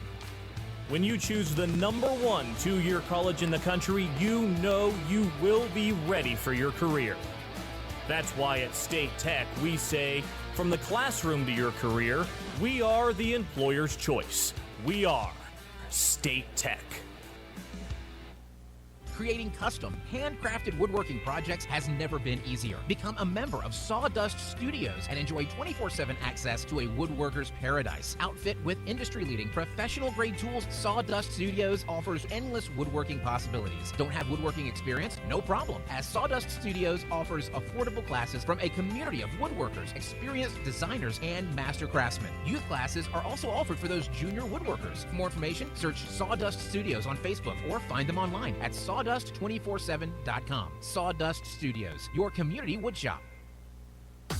Riverville Christian Academy has been providing a strong biblical foundation and academic excellence within a Christian environment to students for more than 16 years. Located in Jefferson City, Riverville Christian Academy offers kinder prep through 7th grade with 8th grade to be added in the 2023-2024 school year. Riverville Christian Academy's primary goal is the discipleship of the next generation to impact the world for Christ. Average class sizes are just 16 students with a student body composed of families from over 30 area churches. Kinder prep offerings include 3 and 5 full-day sessions, with kindergarten offering a half-day and full-day programs. To find out more about Riverville Christian Academy, call them at 573-634-3983.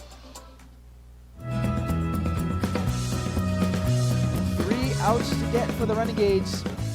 3 outs stand between them and a second straight win on the road, and one that would move them to 6-7 if they can get these last 3 outs before giving up 5 runs. Couple of changes for the Renegades this inning. New relief pitcher relieves Brennan Perkins. It is Cale Wilson taking the mound for the Renegades, looking to get the final 3 outs. No save opportunity because they're up by 5, but still a big shot here in the 9th inning. Can never underestimate the pressure of pitching in the 9th inning of a baseball game. So Perkins finishes with 2 2/3 innings pitched, 5 strikeouts, just 1 hit, and no earned runs. By far, from what I can remember, the best that he has looked on a pitching mound this season. So major props to him. He comes in relief. Brady Maltby still in line for the win if the Renegades can get these last 3 outs. Other defensive substitution, Luke Fuller takes over in right for Jack Matashek. Looked like a hand or arm injury in multiple instances of his at-bat in the 9th. Hope he is all right. First pitch from Cale Wilson is pumped in. There's strike 1 looking to Toby Scheidt. Matashek looked to first hurt the hand or arm, whatever the injury is, on the foul ball, and then later when he swung in and recorded the out, grasped in pain at it again and was clearly shaken up. Once again, Hope he is all right. Currently sitting just outside the dugout. He's got the ice on the hand, so I think that's what it is. Maybe the wrist area too. So 1-1 pitch on the way to Toby Scheidt, leadoff batter in the bottom of the 9th. This one misses low and away, now 2-1 to the second baseman of the batting Sedalia Bombers. Scheidt has reached twice. He's 0 for 1. He's got the strikeout, but reached on a base on ball and a hit by pitch. So now Wilson, third Renegades pitcher, delivers the 2-1. This misses low, and now 3 balls, 1 strike. I thought it was a 1-2 count, but the scoreboard actually had it at 2-1, so big difference in the count now. Wilson back on the mound, facing the leadoff hitter this inning, Scheidt, right-handed batter, and here's the pitch. This one called strike. That one's in there, and now the count is run full. Full count to Scheidt. Cade Shoup waits on deck. Caden Williams in the hole. Wilson long look into the catcher Herschler. He now sets at the belt. He kicks, and here's the 3-2. This one swing and a miss. He got him to chase, and that is out number 1 in the bottom of the 9th inning. Strikeout swinging. That is the 9th strikeout recorded by Renegades pitching. They've been good on the mound tonight. A bunch of games in a row where they've really succeeded from the mound, and now they're 2 outs away from a victory. So after the strikeout by Cale Wilson for out number 1, he'll face Cade Shoup. Shoup is 1 for 3, 2 RBI single. He's responsible for both of the Bombers' runs. He did that in the 4th. Pop out and strikeout swinging bookend that 2-run single. So first pitch missed low, now 1-0 count on Cade Shoup. I want to thank everyone for listening in this evening on the Show Me Sports Network. Hope you've enjoyed. 1-0 pitch misses inside to Shoup, now 2-0 count. Renegades have led this one from the get-go. 3 in the first, 3 in the second, had them up 6-0. They gave up 2 in the 4th, but then added 1 more back on in the 6th. That's where we currently stand at a 7-2 ball game. 2-0 pitch misses low. Now he's run at 3 balls, no strikes on Cade Shoup. After this at bat, we'll go back to the top of the lineup in Caden Williams. Wilson retired the first batter he faced this inning. Toby Scheidt on a strikeout swinging. Now faces the left-handed batting Shoup. He's fallen behind 3-0, and here's the pitch. Misses low, skips in there, and that's a 4-pitch walk to Shoup. 1 out base runner for the Bombers. So now we go back to the top. It'll be Caden Williams followed by Adam Webb, but 1 ground ball here could end this thing and send the Renegades home with a win. Caden Williams tripled his last time up on a ball that looked like Ross Lubich lost in the lights. Oh, yeah. That was tragic. Williams is also flown out, doubled, and grounded into a double play. So 2 for 4, steps in. Bombers got a lot of work to do. They trail by 5, but just got their first base runner of the inning on with 1 out on a walk. Here's the pitch to Williams. This one up high, and now 5 straight balls thrown by Cale Wilson. Wilson versus Williams in this at-bat. Base runner Shoup leads off of first base, just walked on 4 pitches. Here's Wilson's 1-0 pitch. This one swing and a miss for strike. Blew that one by him. Now 1 ball, 1 strike. They were fast on that count. The scoreboard was. It's been either way off or right on it, so it's nowhere in between. So 1 ball, 1 strike, 1 out. Glowing holds the runner on at first base, and here's the pitch. Ooh, swing and a little tippy. Blew it by him again, just enough to make contact. Now he's a strike away from out number 2. 1 ball, 2 strikes on Caden Williams. Williams once again 2 for 4 on the night. Bats in the leadoff spot. Played shortstop this evening. And now it's a chance to at least try to ignite a rally for the Bombers. Here's the 1-2. This one way high. Herschler out of his crouch to grab it. And now we're even 2-2. So I went on a little field trip to get Jack some rice, and I had to stop in the concession stand because they close it down in the middle of the game. They have air conditioning in there. I'm sure that would be a great place to call the game from. I know, I'm like, I'll hang out in here for a minute while you guys make that ice. Like, I don't think he's too hurt. 2-2 pitch, swing and a miss for out number 2. Throw to first, not in time, but they get the batter. Williams swinging, and that's out number 2. Wow, that was a fast play out there. Second strikeout of the inning for Cale Wilson. He gets the second out, and now the Renegades are an out away from a victory here at Day Field. It'll be up to Adam Webb to keep things going. Cale Wilson just 1 out away from a victory, steps in with 1 on, 2 outs. Here's the pitch from Wilson in there. Ooh, called strike. Just 2 strikes strand between the Renegades and the victory. They're up to double-digit strikeouts. 10th strikeout of the game just recorded by Renegades pitching. It's a good thing to go double digits in. Wilson steps off the mound, looks the runner back. There we go. That's a good spot. Back on the mound now. Wilson 2 strikes away from nailing this one down. Here's the 0-1 pitch. This one in there once again, and it's now 0-2.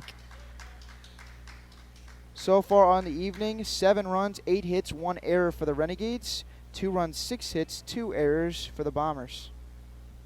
Wilson, 2 outs recorded, both via strikeout, and the Renegades are just 1 out, 1 strike away from a road victory to move them to 6-7.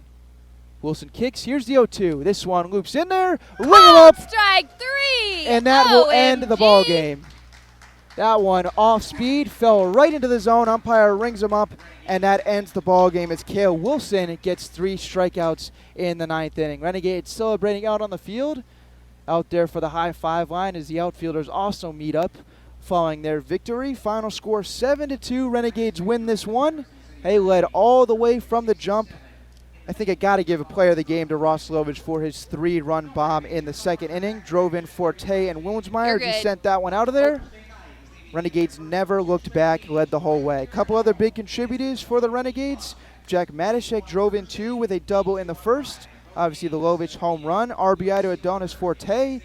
He went 4 for 4 on the evening, also had a walk and a stolen base. He was excellent from the leadoff spot. And have to give a shout out to Renegades pitching, who went the full 9 innings, allowing just 2 runs. Brady Maltby got the start. He gets the win on the evening. He went 5 1/3 innings. Goes 3 strikeouts, 5 hits, 2 runs, 2 earned.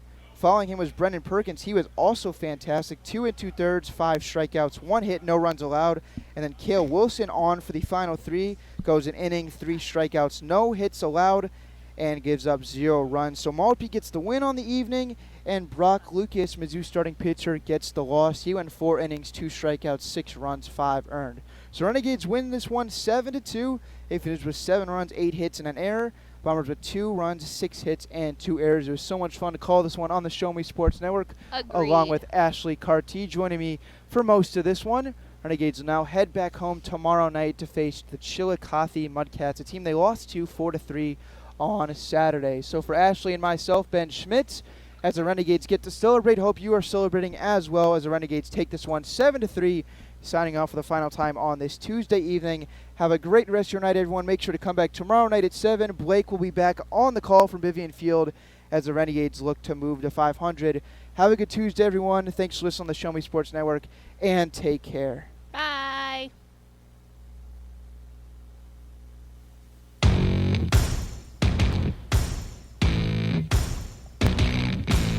You've been listening to the biggest and absolute best game coverage in mid-Missouri on the exclusive home for Jefferson City Renegades baseball, the Show Me Sports Network and the Renegades Radio Network. The Show Me Sports Network broadcast crew are the ones that know your Renegades the best. Exclusive coverage of Jefferson City Renegades baseball has been brought to you by Animal Medical Center of Jefferson City, Avon with Michelle Carty, Boone County Journal, Centurion Cares, Christopher Scott, Farmers Insurance, Doc and Norm Direct, Eddie Goodell Society, Han Custom Laser Engraving LLC, Hoslog Landscaping and Design, Last Sentinel Firearms, Retrieving Freedom, River Oak Christian Academy, Sawdust Studios, State Tech of Missouri, and Walk Off Wood Bat Company. We hope you've enjoyed the broadcast. Join us anytime on the web at ShowMeSportsNetwork.com or find us on Facebook by searching the Show Me Sports Network. The Show Me Sports Network and the Renegades Radio Network, your exclusive home for Jefferson City Renegades.